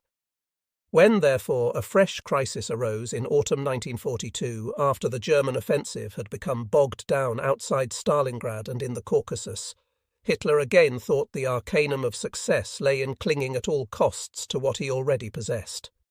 Henceforth he could never be brought to renounce this notion. Now it is generally recognized that defense is the stronger of the two forms of fighting. This is only true, however, when the defense is so efficacious that the attacker bleeds to death when assaulting the defender's positions. Such a thing was out of the question on the Eastern Front, where the number of German divisions available was never sufficient for so strong a defense to be organized. The enemy, being many times stronger than we were, was always able, by massing his forces at points of his own choice, to break through fronts that were far too widely extended. As a result, large numbers of German forces were unable to avoid encirclement. Only in mobile operations could the superiority of the German staffs and fighting troops have been turned to account, and perhaps the forces of the Soviet Union ultimately brought to naught. The effects of Hitler's ever-increasing predilection for hanging on at all costs will be dealt with in greater detail in connection with the defensive battles fought on the Eastern Front in 1943 and 1944. The reason for his insistence on it may be found deep down in his own personality. He was a man who saw fighting only in terms of the utmost brutality. His way of thinking conformed more to a mental picture of masses of the enemy bleeding to death before our lines than to the conception of a subtle fencer who knows how to make an occasional step backwards in order to lunge for the decisive thrust. For the art of war he substituted a brute force which, as he saw it, was guaranteed maximum effectiveness by the willpower behind it. Since Hitler placed the power of force above that of the mind, and, while having every regard for a soldier's bravery, did not rate his ability to the same extent, it is hardly surprising that, in the same way as he overrated technical expedients, he was possessed of la rage du nombre. He would intoxicate himself with the production figures of the German armaments industry, which he had undoubtedly boosted to an amazing extent, even if he preferred to overlook the fact that the enemy's armaments figures were higher still. What he forgot was the amount of training and skill required to render a new weapon fully effective. Once the new weapons had reached the front, he was content. It did not worry him whether the units concerned had mastered them or not, or whether a weapon had even been tested under combat conditions. In just the same way, Hitler was constantly ordering new divisions to be set up. Though an increase in the number of our formations was most desirable, they had to be filled at the cost of replacements for the divisions already in existence, which in course of time were drained of their last drop of blood. At the same time, the newly established formations initially had to pay an excessively high toll of killed because of their lack of battle experience. The Luftwaffe field divisions, the unending series of SS divisions, and finally the so-called People's Grenadier divisions were the most blatant examples. A final point worth mentioning is that although Hitler was always harping on his soldierly outlook and loved to recall that he had acquired his military experience as a frontline soldier, his character had as little in common with the thoughts and emotions of soldiers as had his party with the Prussian virtues which it was so fond of invoking. Hitler was certainly quite clearly informed of conditions at the front through the reports he received from the army groups and armies. In addition, he frequently interviewed officers who had just returned from the front-line areas. Thus, he was not only aware of the achievements of our troops, but also knew what continuous overstrain they had had to endure since the beginning of the Russian campaign. Perhaps this was one of the reasons why we never managed to get Hitler anywhere near a front line in the east. It was hard enough to persuade him to visit our army group headquarters. The idea of going any further forward never occurred to him. It may be that he feared such trips would destroy those golden dreams about his invincible will. Despite the pains Hitler took to stress his own former status as a frontline soldier, I still never had the feeling that his heart belonged to the fighting troops. Losses, as far as he was concerned, were merely figures that reduced fighting power. They are unlikely to have seriously disturbed him as a human being. A former officer of OKW, who was transferred there after being badly wounded at the front, and whose job brought him into almost daily contact with Hitler, mainly at the daily briefings, but also at more private meetings, has written me the following note on this subject. I fully recognize the justification of this subjective feeling, i.e. that Hitler had no sympathy for the fighting troops and regarded losses as mere figures. That was how he appeared among a large body of people, but in reality he was almost the opposite. From a soldier's point of view, he was possibly even too soft and certainly too dependent on his emotions. It was symptomatic that he could not stand any encounter with the horrors of war. He was afraid of his own softness and susceptibility, which would have hampered him in making the decisions that his political will demanded of him. Casualties which he was compelled to deal with personally, or of which he was given realistic descriptions, were a source of horror to him, and obviously caused him as much suffering as the deaths of people he knew. On the strength of several years' observation, I do not believe that this was play acting, but simply one side of his character. Outwardly, therefore, he assumed a deliberate air of indifference to avoid being distracted by the trait of which he himself was afraid.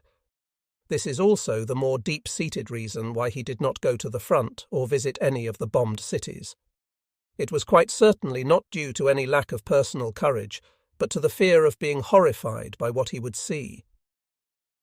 At private gatherings, it was often noted in conversations about the efforts and achievements of the fighting troops that he had a great appreciation and sympathy for them. The opinion of this officer, who was not one of Hitler's supporters or admirers, at least shows what dissimilar impressions people could have of Hitler's character and mentality, and how difficult it really was to get to the bottom of them.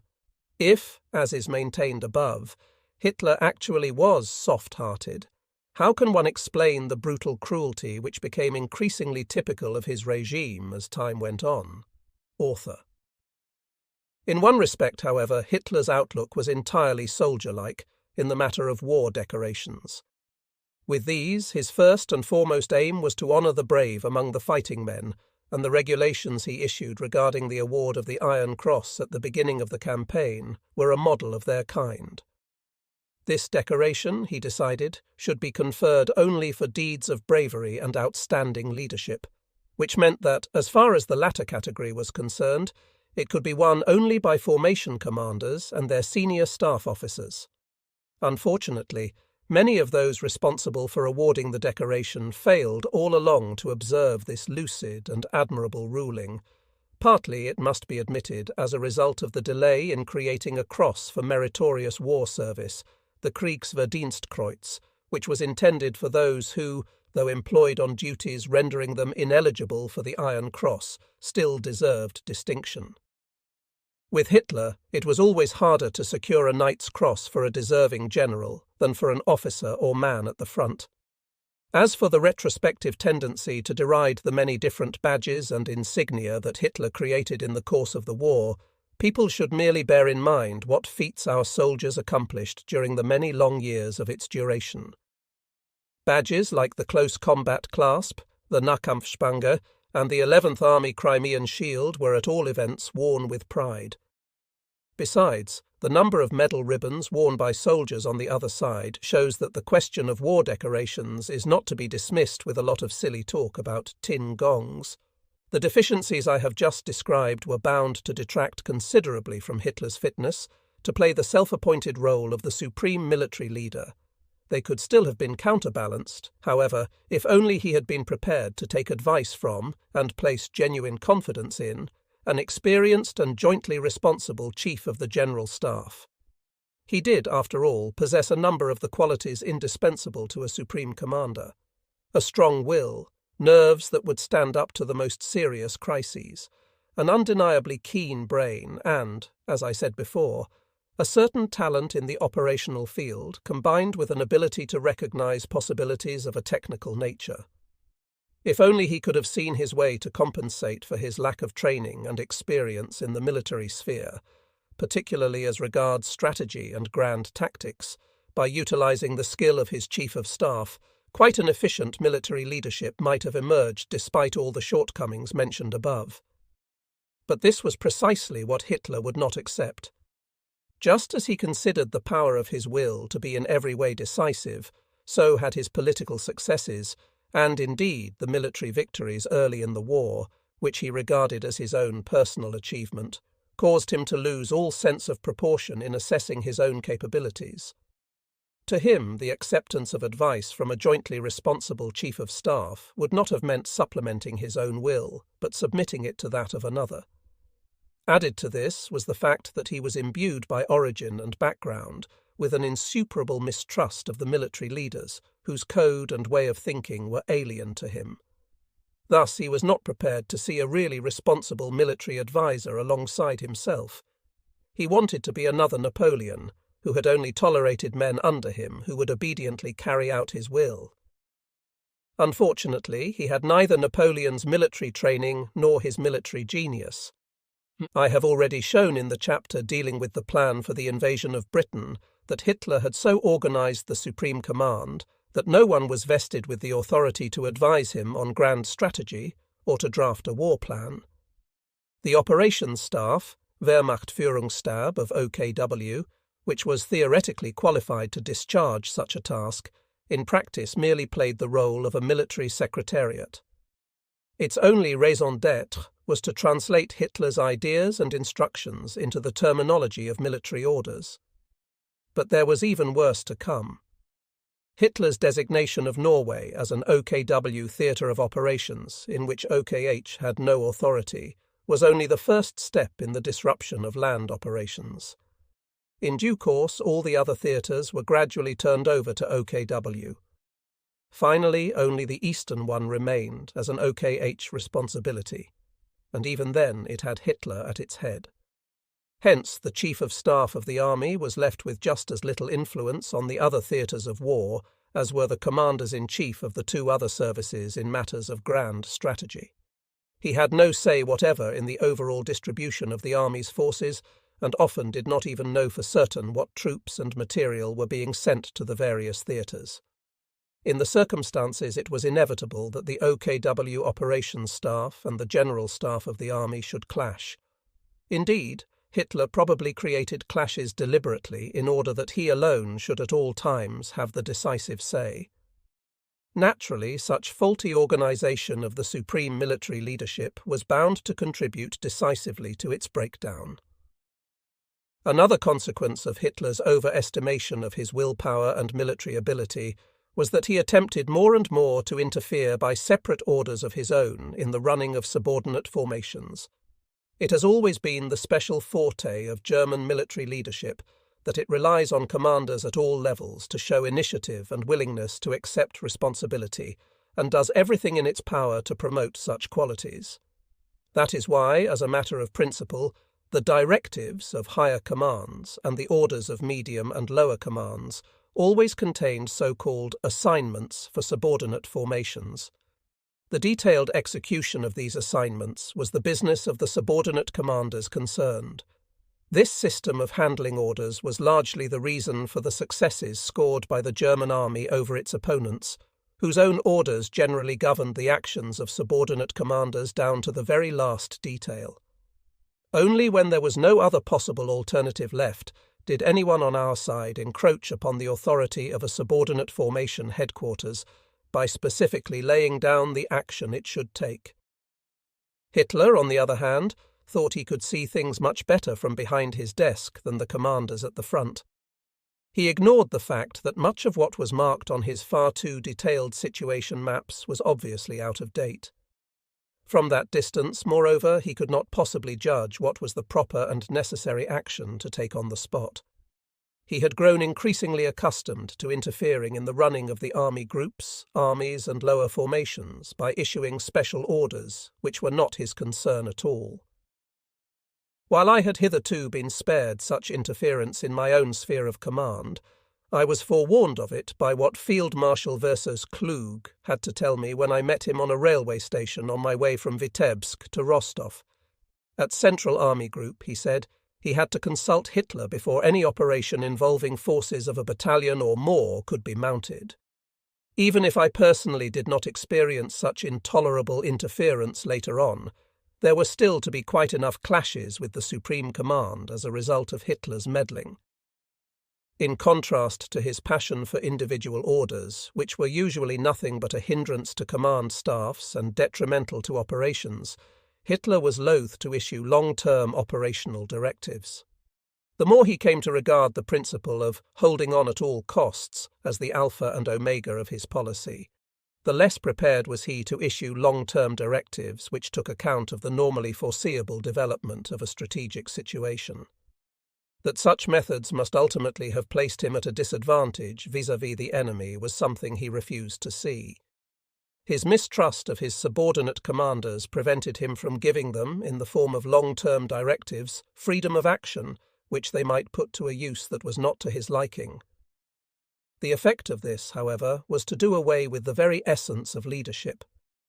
In the long run, even an army group could not get along without directives from the Supreme Command, certainly not when it formed part of a larger front and was bound to its neighbours on either flank.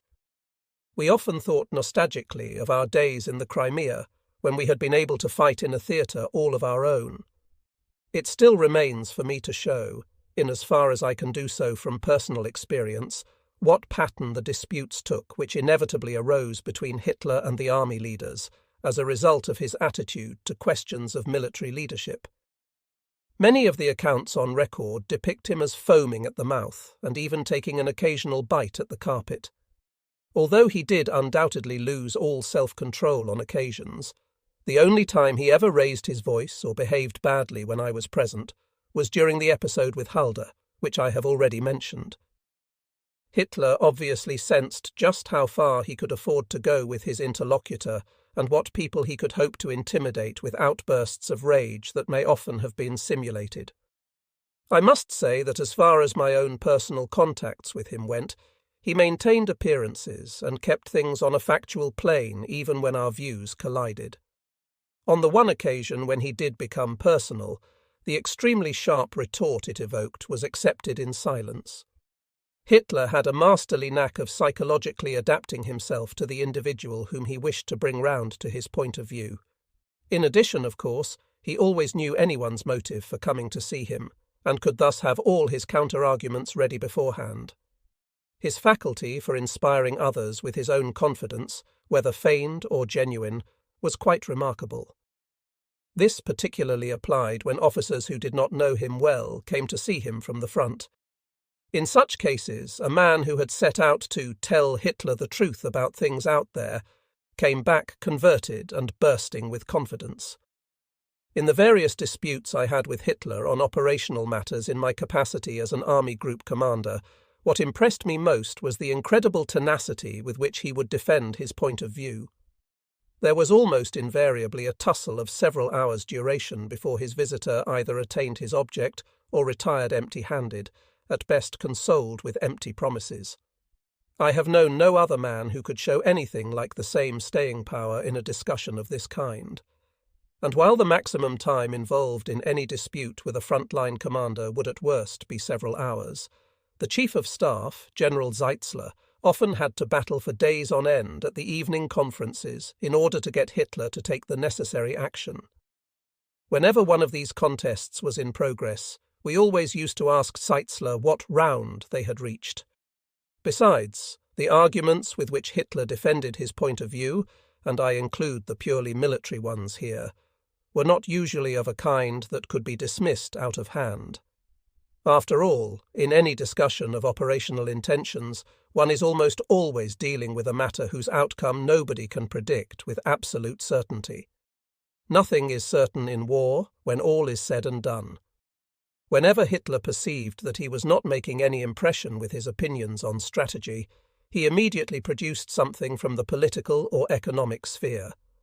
Since he had a knowledge of the political and economic situations with which no frontline commander could compete, his arguments here were generally irrefutable.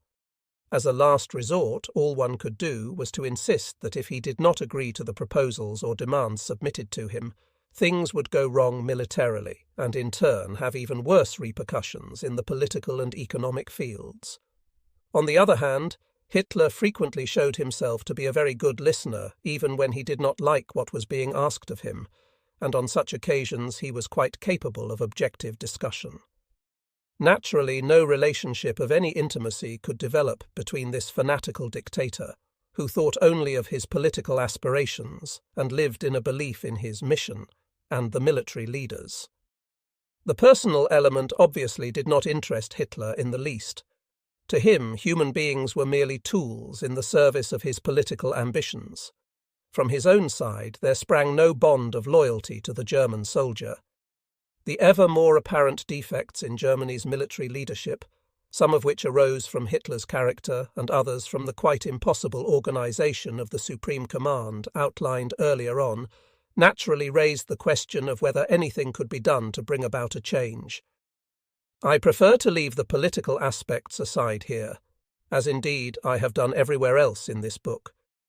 I made no less than 3 attempts, in the interest of a more rational conduct of the war, to persuade Hitler to accept some modification of the Supreme Command.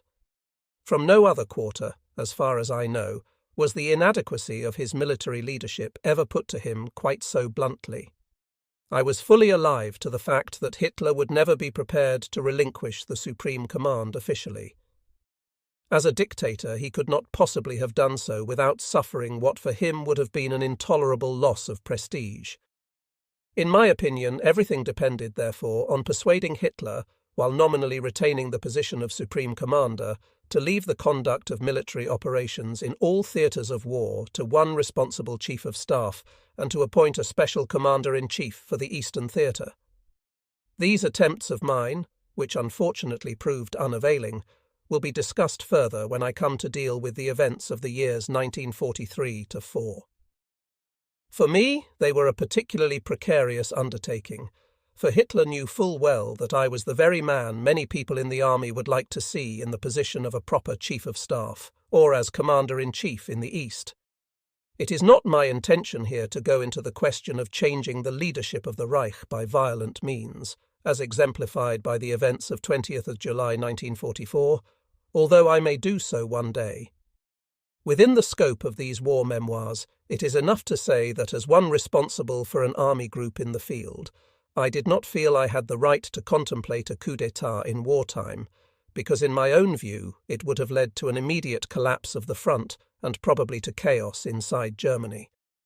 Apart from this, there was always the question of the military oath and the admissibility of murder for political motives.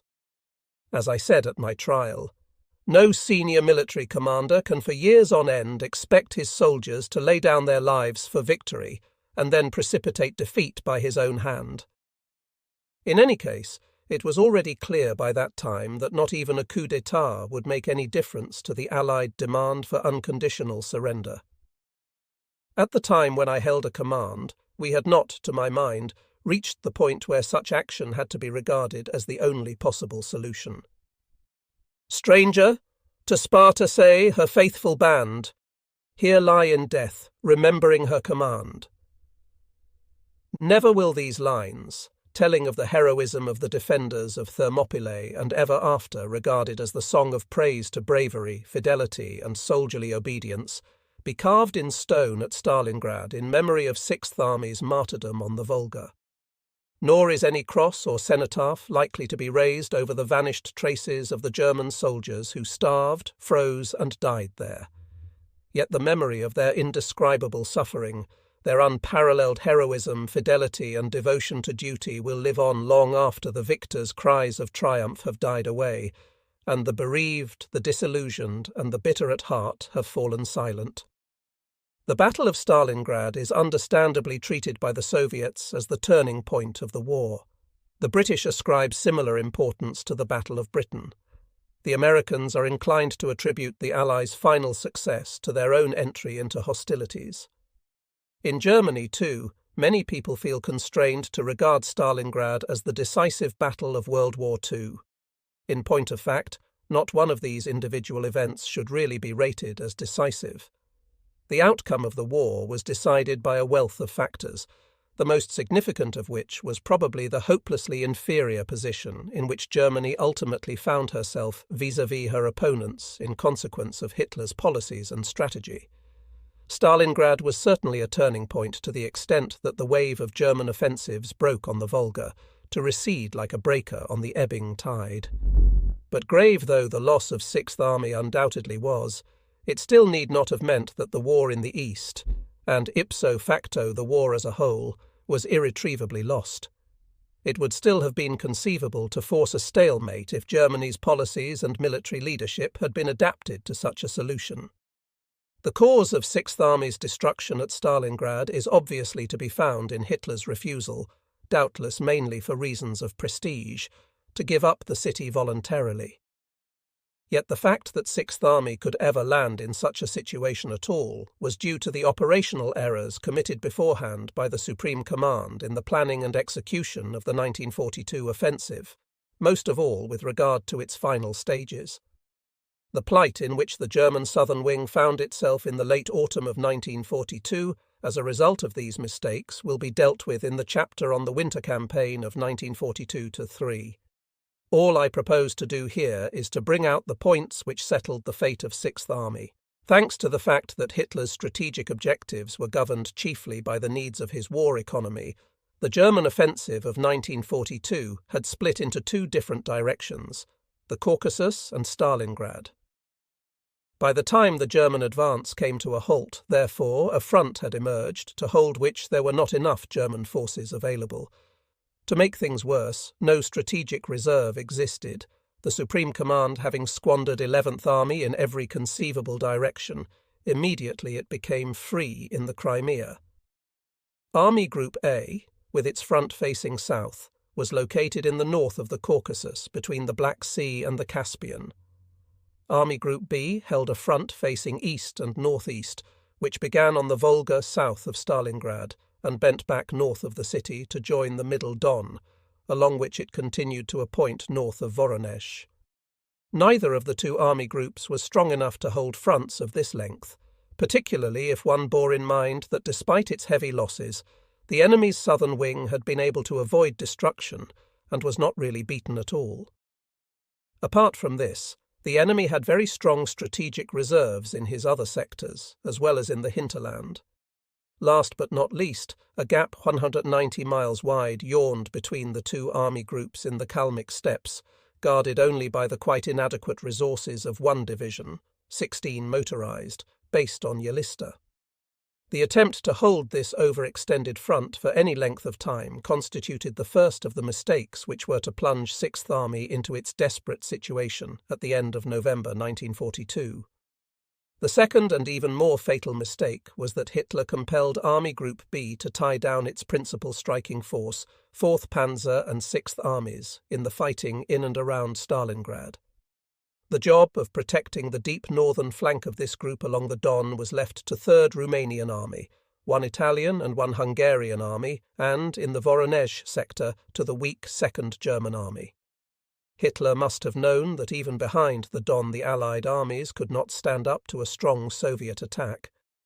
The same was true of 4th Romanian Army, which he had entrusted with the task of guarding the open right flank of 4th Panzer Army. The attempt to gain control of the Volga by taking Stalingrad in a set battle after the original assault had been only partially successful, would at best have been admissible on a very short-term basis. But to leave the main body of the army group at Stalingrad for weeks on end with inadequately protected flanks was a cardinal error. It amounted to nothing less than presenting the enemy with the initiative we ourselves had resigned on the whole southern wing, and was a clear invitation to him to surround Sixth Army. A third mistake was the utterly grotesque chain of command on the German southern wing. Army Group A had no commander of its own whatever. It was commanded by Hitler in what might be called a part-time capacity. Army Group B had no fewer than 7 armies under command, including 4 Allied ones. No army group headquarters can cope with more than 5 armies at the outside, and when most of these are Allied ones, the task inevitably becomes too much for it. HQ Army Group B had quite rightly established itself at Starobielsk, behind the defensive front on the Don, in order to keep a better eye on the Allied armies. The choice of this location, however, also meant that the headquarters was much too distant from the right wing of its sector. Another factor was that by his frequent interference in the conduct of operations, Hitler largely deprived the Army Group headquarters of control of 6th Army. It is true that OKH had recognized these command problems and made plans to create a new Don Army Group under Marshal Antonescu. The new headquarters had not been set up, however, as Hitler first wished to see Stalingrad fall. This failure to use the Romanian marshal was a serious mistake. Admittedly, his capacity for command was untried so far, but he was certainly a good soldier. In any case, his presence would have lent greater weight to our calls for further forces to guard the flanks of the Stalingrad front. He was, after all, a head of state and an ally to whom Hitler had to pay greater heed than to German army group and army commanders. Above all, Antonescu's personality would have served to brace up the senior Romanian commanders, who respected this man no less than they did the Russians. It was clear from an impassioned letter he wrote me after my assumption of command that the Marshal had on several occasions called attention to the dangers of the situation in general and that of 3rd Romanian Army in particular. As long as he did not hold a responsible command at the front, however, these comments of his inevitably lacked the emphasis they would have carried if uttered by a head of state simultaneously answerable for the sector that was threatened. It was equally clear that neither Army Group B nor 6th Army had failed to give warning of the big offensive the enemy was preparing to launch against the covering fronts on each side of Stalingrad. Finally, mention should be made of a fact which had grave repercussions on the position of 6th Army and the entire southern wing.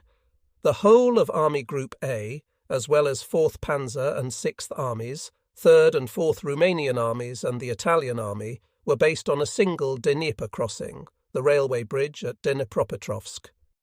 The repair of the Zaporozhye railway bridge and the link across the Ukraine through Nikolaev and Kherson to the Crimea and thence across the Straits of Kerch had either been discontinued or was not yet complete.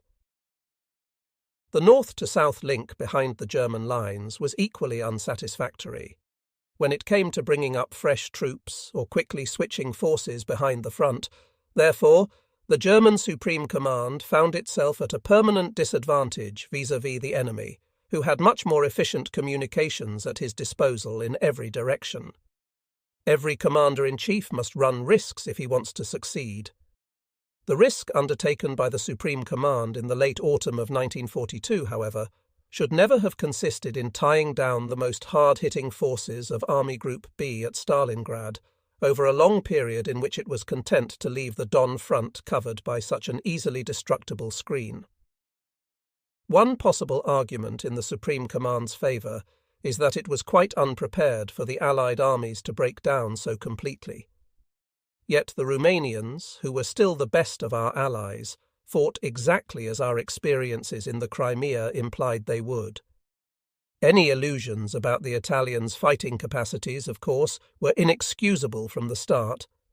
The risk which the German command ought to have taken, after the summer offensive had merely won us more territory without bringing about the decisive defeat of the Soviet southern wing, consisted in returning to mobile operations between the Caucasus and middle reaches of the Don, with due advantage being taken of the large bend of the river, in order to prevent the enemy from attaining the initiative.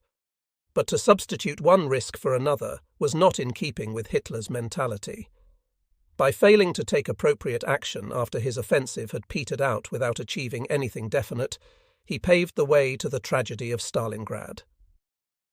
The OKH order received by 11th Army Headquarters on 21st November in the Vitebsk area laid down that for the purpose of stricter coordination of the armies involved in the arduous defensive battles to the west and south of Stalingrad, we were to take over command of 4th Panzer Army, 6th Army and 3rd Romanian Army as HQ Don Army Group.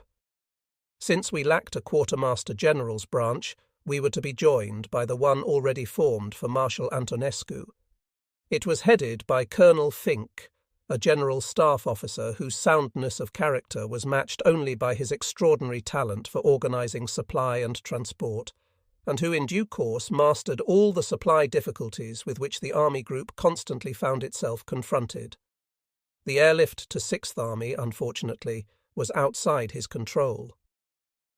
After my recall in April 1944, Colonel Fink was transferred to the staff of the Commander-in-Chief in the West, where, I am told, he soon had supply and transport in a state as near perfection as the enemy's complete domination of the skies permitted. As one of the men implicated in the conspiracy against Hitler, he was executed after 20th of July 1944.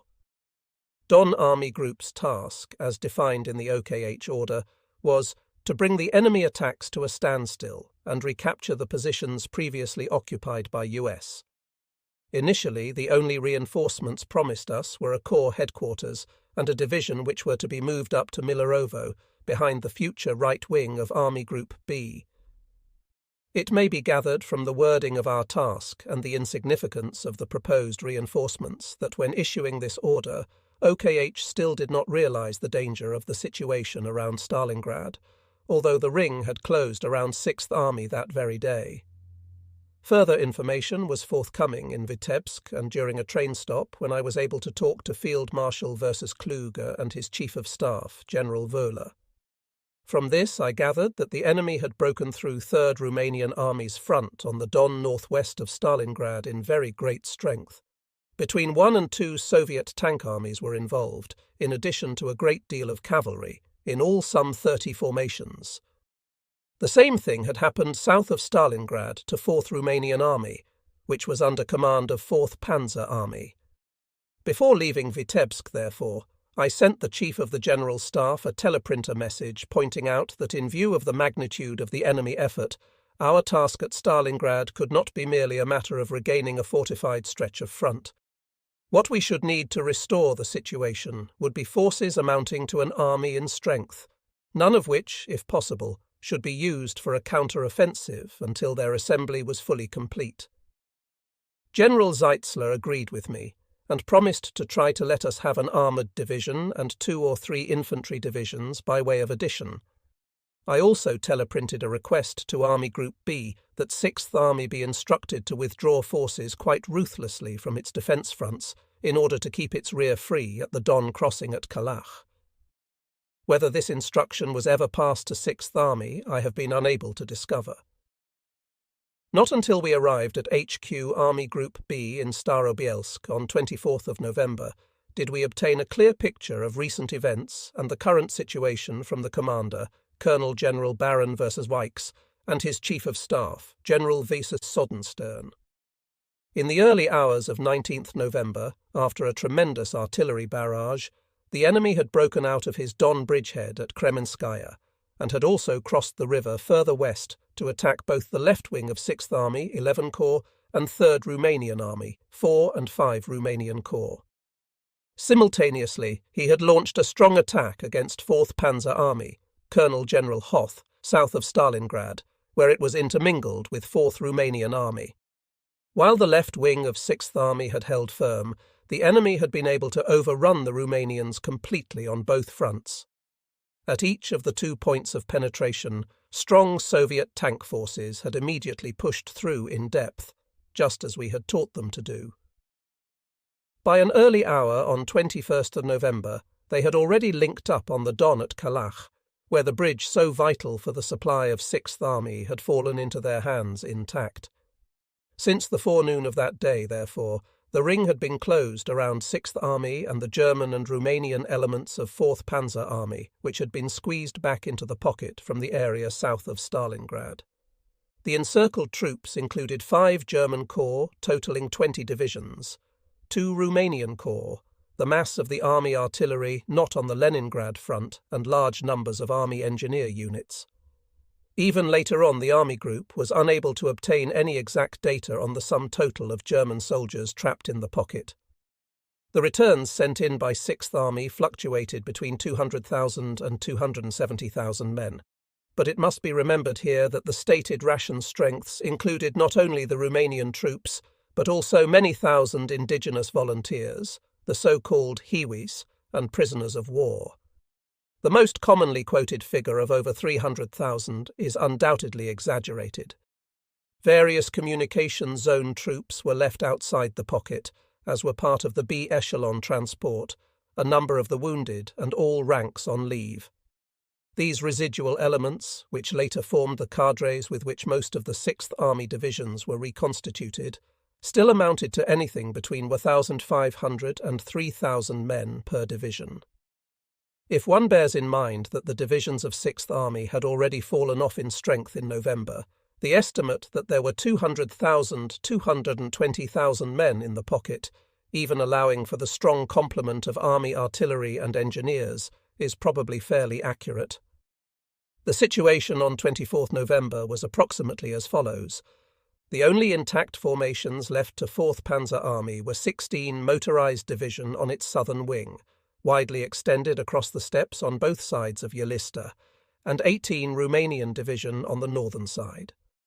All the other Romanians had either been thrown back into Stalingrad or overrun. With what remnants of the Romanian units it could scrape together, plus various German communications zone troops, the army tried to hold an emergency defence line forward of Kotelnikovo and was not attacked again for the time being. What was left of 4th Romanian Army, including the headquarters, was placed under command of Colonel General Hoth. After the Romanian collapse, his 4 corps, which had been part of the front south of Stalingrad, had swung back onto a front south and southwest of Stalingrad and had come under command of 6th Army. 6th Army, consisting of 4, 8, 11 and 51 Army Corps and 14 Panzer Corps, was surrounded at Stalingrad. It had taken 11 corps and elements of 8 corps out of the front facing north on both sides of the Don and put them into the pocket's newly formed western front, the salient tip of which reached to a point east of the Kalach Bridge. A new southern front had been formed out of reserves and those elements of 4th Panzer, or 4th Romanian Army, which had been thrown back to Stalingrad. The pocket measured about 30 miles across from east to west and 25 miles from north to south. Both wings of 3rd Romanian Army had been broken through. In its centre, a group of about 3 divisions under the same General Lascar, who had distinguished himself at Sevastopol, had put up a brave resistance, but they had since been surrounded and were now thought to have been captured. 48. Panzer Corps, which had been in reserve behind the front facing the Don bridgehead, had launched what appears to have been a belated counterattack, but this had proved unsuccessful. Both its divisions were now encircled and under orders to fight their way out to the west. The corps commander, General Heim, had already been replaced on orders from Hitler and summoned to the latter's headquarters. There Hitler had him sentenced to death at a court-martial presided over by Goering, who was always available for tasks of this kind, on the ground that he, General Heim, was to blame for his corps' failure. Heim was later rehabilitated when it was found that his forces had indeed been too weak for the task confronting them. 48. Corps consisted of the newly formed Romanian Armoured Division, which had had no battle experience whatever, and 22 Panzer Division, which had obviously not been up to standard from a technical point of view. For all practical purposes, 3rd Romanian Army had only about 3 divisions still in existence. They were those of 1 and 2 Romanian Corps, which had not been drawn into the battle and were located next to the Italians on the Don. In the opinion of Army Group B, 6th Army had at most 2 days' ammunition and 6 days' rations left. These estimates were subsequently found to have been too low. The airlift to date, insofar as the weather had permitted one to operate at all, had provided only 1/10 of the army's requirements of ammunition and fuel. 100 Junkers aircraft, equivalent to a working load of 200 tons less the inevitable losses, had been promised, and others were to follow. Intelligence reports showed that the enemy had poured some 24 formations, i.e. divisions and armoured or mechanized brigades, through the gap he had torn in the front south of Stalingrad. These had then wheeled north against the southern flank of 6th Army, which they were fiercely attacking. From the point where he had penetrated 3rd Romanian Army, the enemy had also pushed about 24 formations through towards Kalach in the rear of 6th Army. About 23 more had been reported further west, advancing south and southwest towards the Chir. In addition, there were the Soviet troops in Stalingrad, who had held out all along against 6th Army's attacks and were now being reinforced across the Volga, as well as the superior forces still opposite the northern front of 6th Army between the Volga and Don. Finally, there was no doubt that the enemy was continuously bringing up reinforcements by rail. Even by 28th November, a total of 143 major formations, i.e. divisions, armoured brigades, etc., had been identified in the operations area of the new Don Army Group. The forces to form Don Army Group under my command were as follows. First, there was 6th Army, surrounded at Stalingrad by an enemy roughly 3 times as strong, and composed of 20 very tired German and 2 Romanian divisions. Its stocks of ammunition, fuel and food were running low, and there was no steady inflow of supplies to build them up again.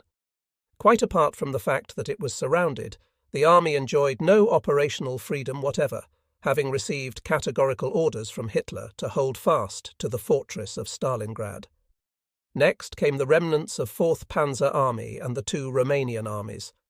The best forces we possessed at present were one hitherto untouched German division, 16 motorized, which could not be withdrawn from its defensive positions out in the steppes because it constituted Army Group A's only cover from the rear, and 4 still intact Romanian divisions, whose combat value was unquestionably inferior to that of the Russians. 6th Army's subordination to HQ Don Army Group was more or less a fiction. However, in practice, it had hitherto come directly under OKH. It was Hitler who had tied it down at Stalingrad, when it might still have been able to fight its own way out. Now, operationally speaking, it was immobilized. The army group could no longer command it, but merely give it assistance. Besides, Hitler was still maintaining his direct control of 6th Army by a General Staff liaison officer who was installed with his own signals section at 6th Army headquarters. Even in the matter of supplies, Hitler had the final say, since he alone had the means at his disposal to maintain the army from the air. Strictly speaking, therefore, I should have been right to decline to have 6th Army in my army group, and to insist that it formally remain under the direct orders of OKH. I did not do so at the time, because I hoped that I should be in a better position than OKH to ensure the direct cooperation of the relieving forces with the encircled army. Why this cooperation did not materialize in the decisive phase will be shown later.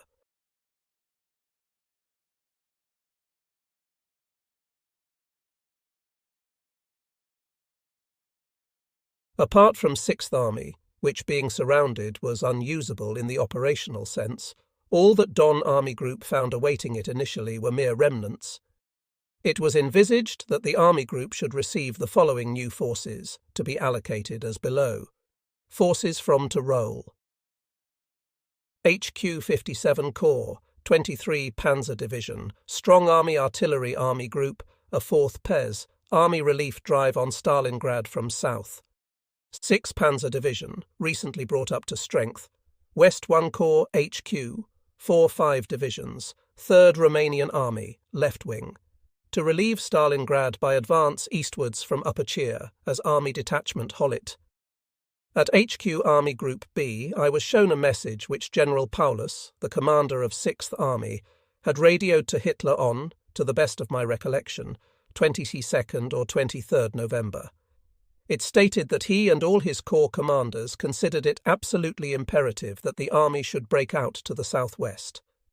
To raise the forces needed for such an operation, however, he would have to shift certain formations around inside the army, and for the purpose of economizing in troops, take his northern front back onto a shorter line.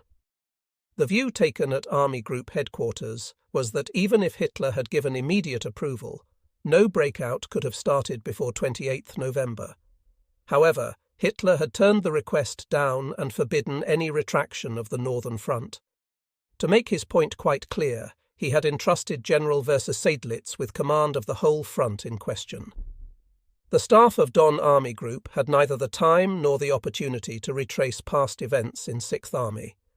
Evidently, General Paulus did everything possible, within the limits of Hitler's order binding him to Stalingrad, to extract forces from those of his army fronts which were not so seriously threatened in the first instance. By pulling in 4 corps of 4th Panzer Army, he was able to assemble a new front on his open south flank. Furthermore, he tried to keep his rear free by throwing 14 Panzer Corps from the eastern to the western bank of the Don. Unfortunately, it ran into superior Soviet forces west of the river. At the very same time, 11 Corps, which was still holding its position west of the Don with a front facing north, was attacked in the rear. This situation led 6th Army to pull both corps back into a bridgehead west of the Don and subsequently across the river to the east, so that it could form an all-round front between the Don and Volga. Although these measures prevented 6th Army from being plunged into the vortex of defeat which had engulfed its neighbours, they also inevitably led to its encirclement. What must be made perfectly clear, on the other hand, is that it was the Supreme Command's business to issue an order affording 6th Army the opportunity to acquire operational elbow room, and thereby to avoid being surrounded. A far-sighted leader would have realized from the start that to mass the whole of the German assault forces in and around Stalingrad without adequate flank protection placed them in mortal danger of being enveloped as soon as the enemy broke through the adjacent fronts. When the Soviets unleashed their big offensive across the Don and south of Stalingrad on 19th of November, the German leaders must have known what was coming.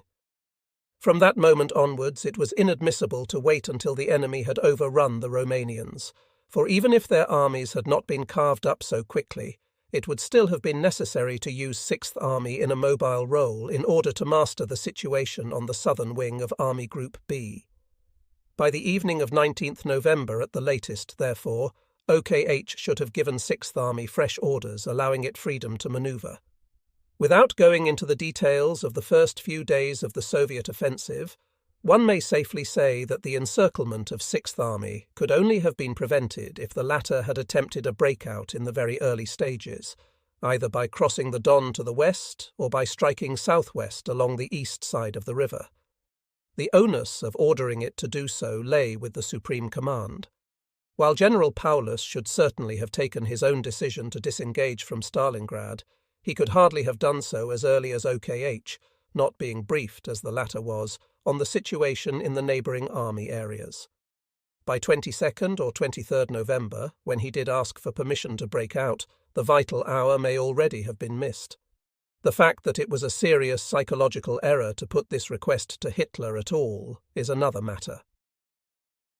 Paulus had been acquainted with Hitler's views on the war in the East since the winter of 1941, when he had been Oberquartiermeister the Firm at OKH. He was aware that Hitler credited himself with having saved the German army from the disaster of a Napoleonic retreat that winter by ordering every foot of ground to be held. He must have realized that after Hitler's remarks about Stalingrad in his Sportpalast speech, the dictator would never agree to evacuation. The city's name was too closely bound up with his own military reputation. Thus, the only solution would have been to confront him with the fait accompli of the army's disengagement from Stalingrad. It is conceivable, of course, that such action might have cost Paulus his head. Yet no one must think that it was any fear of what might happen to him personally that kept Paulus from taking things into his own hands and doing what he believed to be right. It is more likely to have been loyalty to Hitler which impelled him to try to get the army's breakout authorized, particularly as he was in direct touch with OKH by radio. And, as I have already pointed out, he can hardly have had a sufficiently clear picture of the overall situation. The difficulty of deciding to act on his own initiative may also have been increased by the fact that a breakout would momentarily have meant a bigger risk to the army than forming a hedgehog position in Stalingrad. For the time being, HQ Don Army Group was unable to take a hand in events by issuing any orders of its own. It could not take over its full responsibilities until such time as I arrived in Novocherkassk, the place earmarked as our headquarters location, with a reasonably complete operations staff and the necessary channels of communication had been established. Neither would be the case for some days yet. For one thing, our aircraft had been grounded by a blizzard in the central sector, as a result of which we were having to continue the journey by train. Nonetheless, as the future commander of the army group, I had to make up my mind on one thing straight away on the basis of the situation report given to us on 24th November. Ought 6th Army, if possible, to effect a breakout even at this late stage, or would it not be better, now that the first chance of doing so had undoubtedly been missed, to wait until a relief force could drive out to meet it? After careful reflection, and in complete agreement with my Chief of Staff, General Schultz, and the Chief of Operations, Colonel Boos, I came to this conclusion. The enemy would in the first instance do everything in his power to destroy the encircled 6th Army.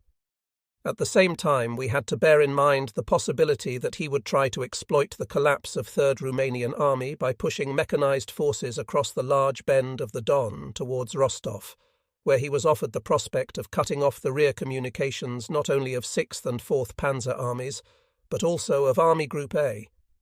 The forces at the enemy's disposal, which he could doubtless augment by road and rail transport, would allow him to pursue the two aims simultaneously. I further concluded that the Army Group's foremost task must in any case be the liberation of 6th Army.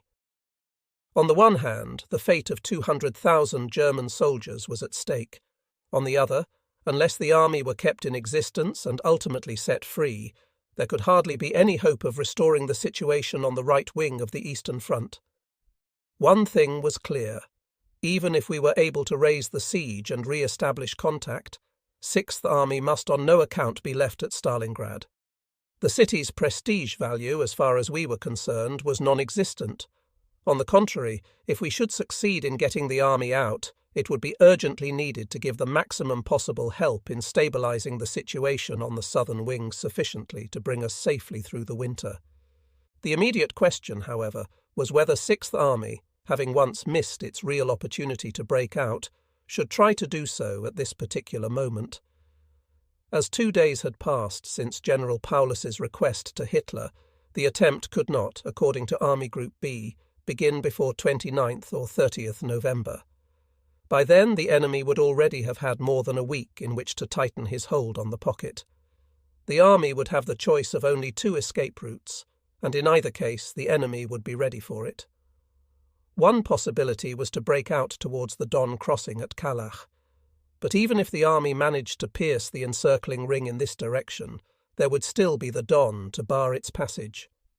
Although most of the ammunition would have been expended on the original breakthrough, the army would now have to force a crossing against the powerful forces advancing west of the river towards the Lower Chir against negligible opposition. Its prospects of getting across when it was short of ammunition and hard pressed by the enemy from north, east and south seemed more than doubtful. Conditions might be slightly better if 6th Army were to try to break through to the remnants of 4th Panzer Army by moving in a southwesterly direction east of the Don, though here too the enemy would be ready for it. The objection in this case was that even if the actual breakthrough were successful, the army could not count on there being any German forces to meet it in the first instance. On its heels would be the Soviet armies now opposite its eastern, northern and western fronts around Stalingrad, while west of the river the enemy would be able to follow it southwards and forestall all its attempts to effect a crossing to the west. Most probably the army would sooner or later have no choice but to stand and fight out in the steppes without adequate supplies of ammunition, fuel or food. Some elements, such as tank units, might possibly get away, but the fate of the army as a whole would be sealed. The Soviet forces it had been engaging till then would be released, and this in turn was likely to lead to the destruction of the German army's entire southern wing, including Army Group A, which was still out in the Caucasus. For the sake of both Sixth Army and the situation on the southern wing generally, our aim had to be to get the former out of the pocket intact and in fighting trim. This might have been done already if the Supreme Command had granted it operational freedom as soon as the danger of its encirclement became apparent. By now, however, it seemed too late for the army to break free and remain fit for further action without the extraneous help of relief forces. On the other hand, it could be assumed that once the two relief groups moved off, Sixth Army's position would be substantially easier in the operational sense, even if not for the initial breakthrough. Once the enemy advancing west of the Don were engaged by other forces, Sixth Army would at least be spared the prospect of having to fight that particular opponent. And if, at the same time as Sixth Army moved off, the other relief group were to thrust into the rear of the Soviet siege front east of the Don, the enemy would be compelled to weaken the latter and thereby to facilitate the beleaguered army's initial breakthrough. Although the Holit relief group was finally never committed in that role, it did in fact tie down the Soviet forces operating west of the Don. The advance of 4th Panzer Army, on the other hand, forced the enemy to weaken his front around Stalingrad considerably. Author. At the same time, the fact had to be faced that any delay was dangerous, since it would give the enemy time to consolidate his siege front. Such a risk could only be entertained if the Supreme Command guaranteed to supply Sixth Army by air for as long as was needed to liberate it. Such was the premise for not now resorting to the desperate solution of an isolated breakout by Sixth Army, but for awaiting a fresh opportunity. This would present itself as soon as the relief groups could go in. In the light of the foregoing, I informed the Chief of Staff of the Army by telephone that the Army Group's views were as follows. A breakout by Sixth Army to the southwest was probably still possible even now. To leave the army at Stalingrad any longer constituted an extreme risk, in view of the ammunition and fuel shortage. Nevertheless, since we considered that the best chance for an independent breakout had already been missed, it was preferable from the operational point of view at the present time to wait until the projected relief groups could come to the army's aid, always assuming that an adequate airlift could be counted upon.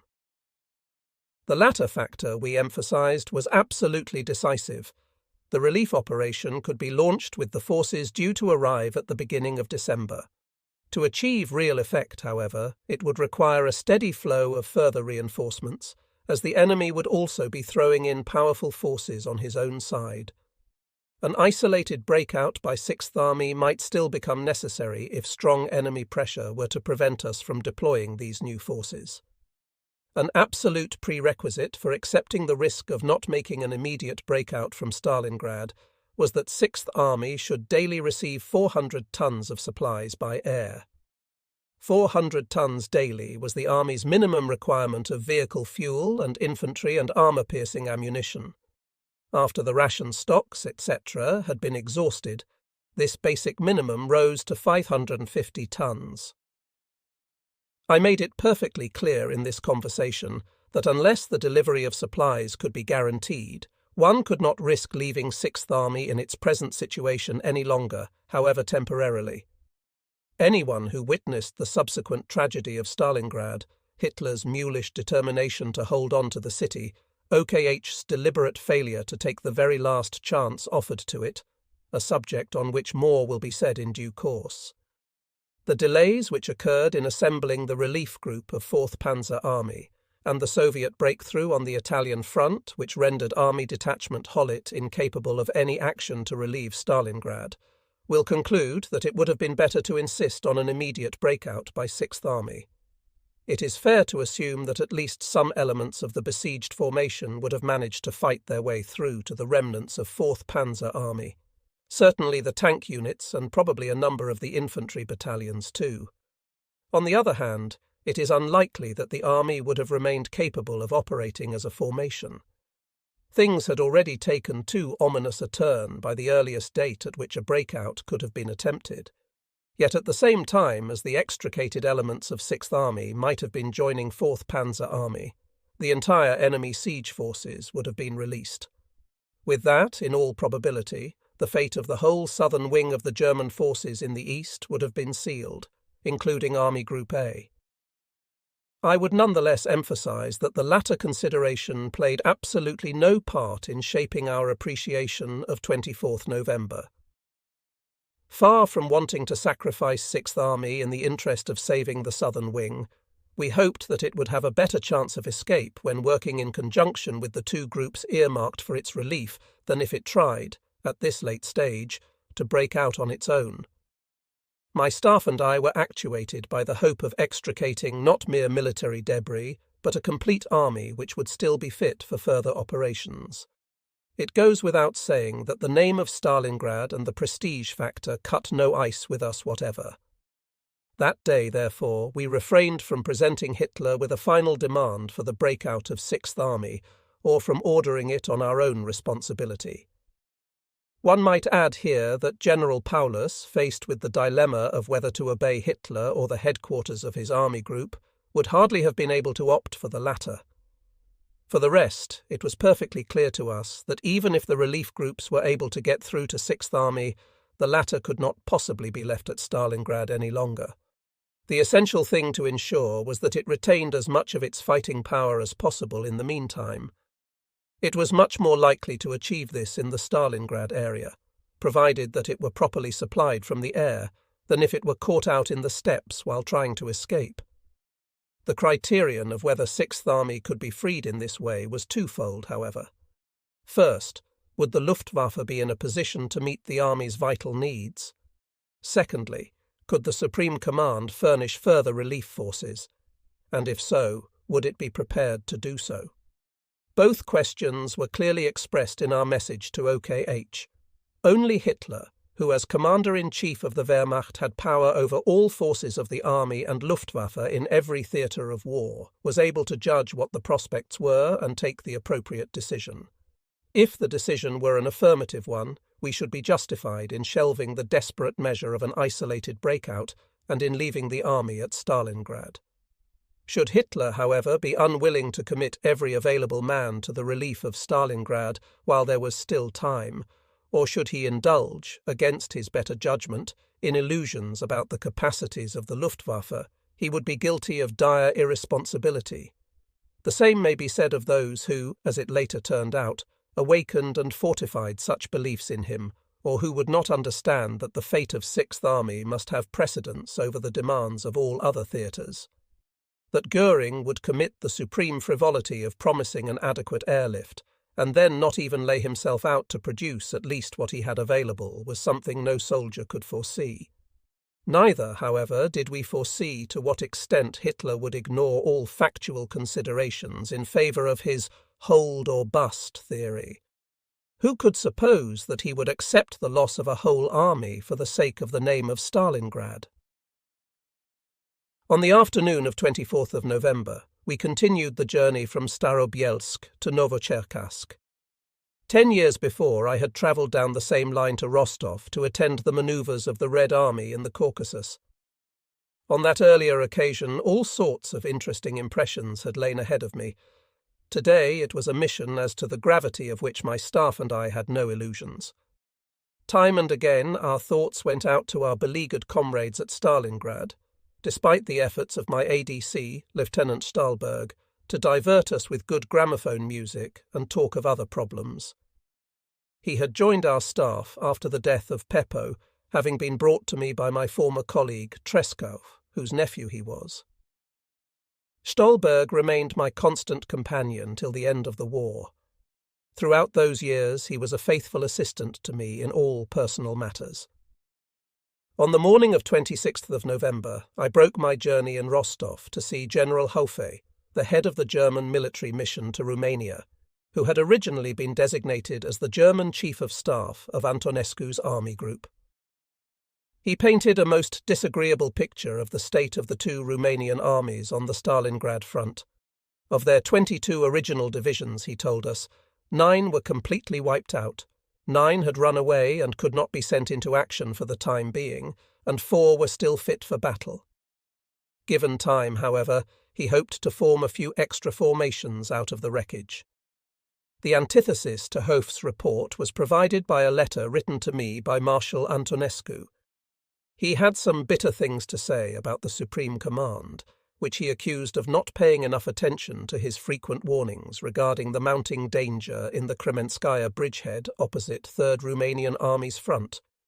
He also complained of the way his own assumption of command had been repeatedly postponed. With every justification, moreover, the Marshal pointed out that of all Germany's allies, Romania and he personally had done most for the common cause.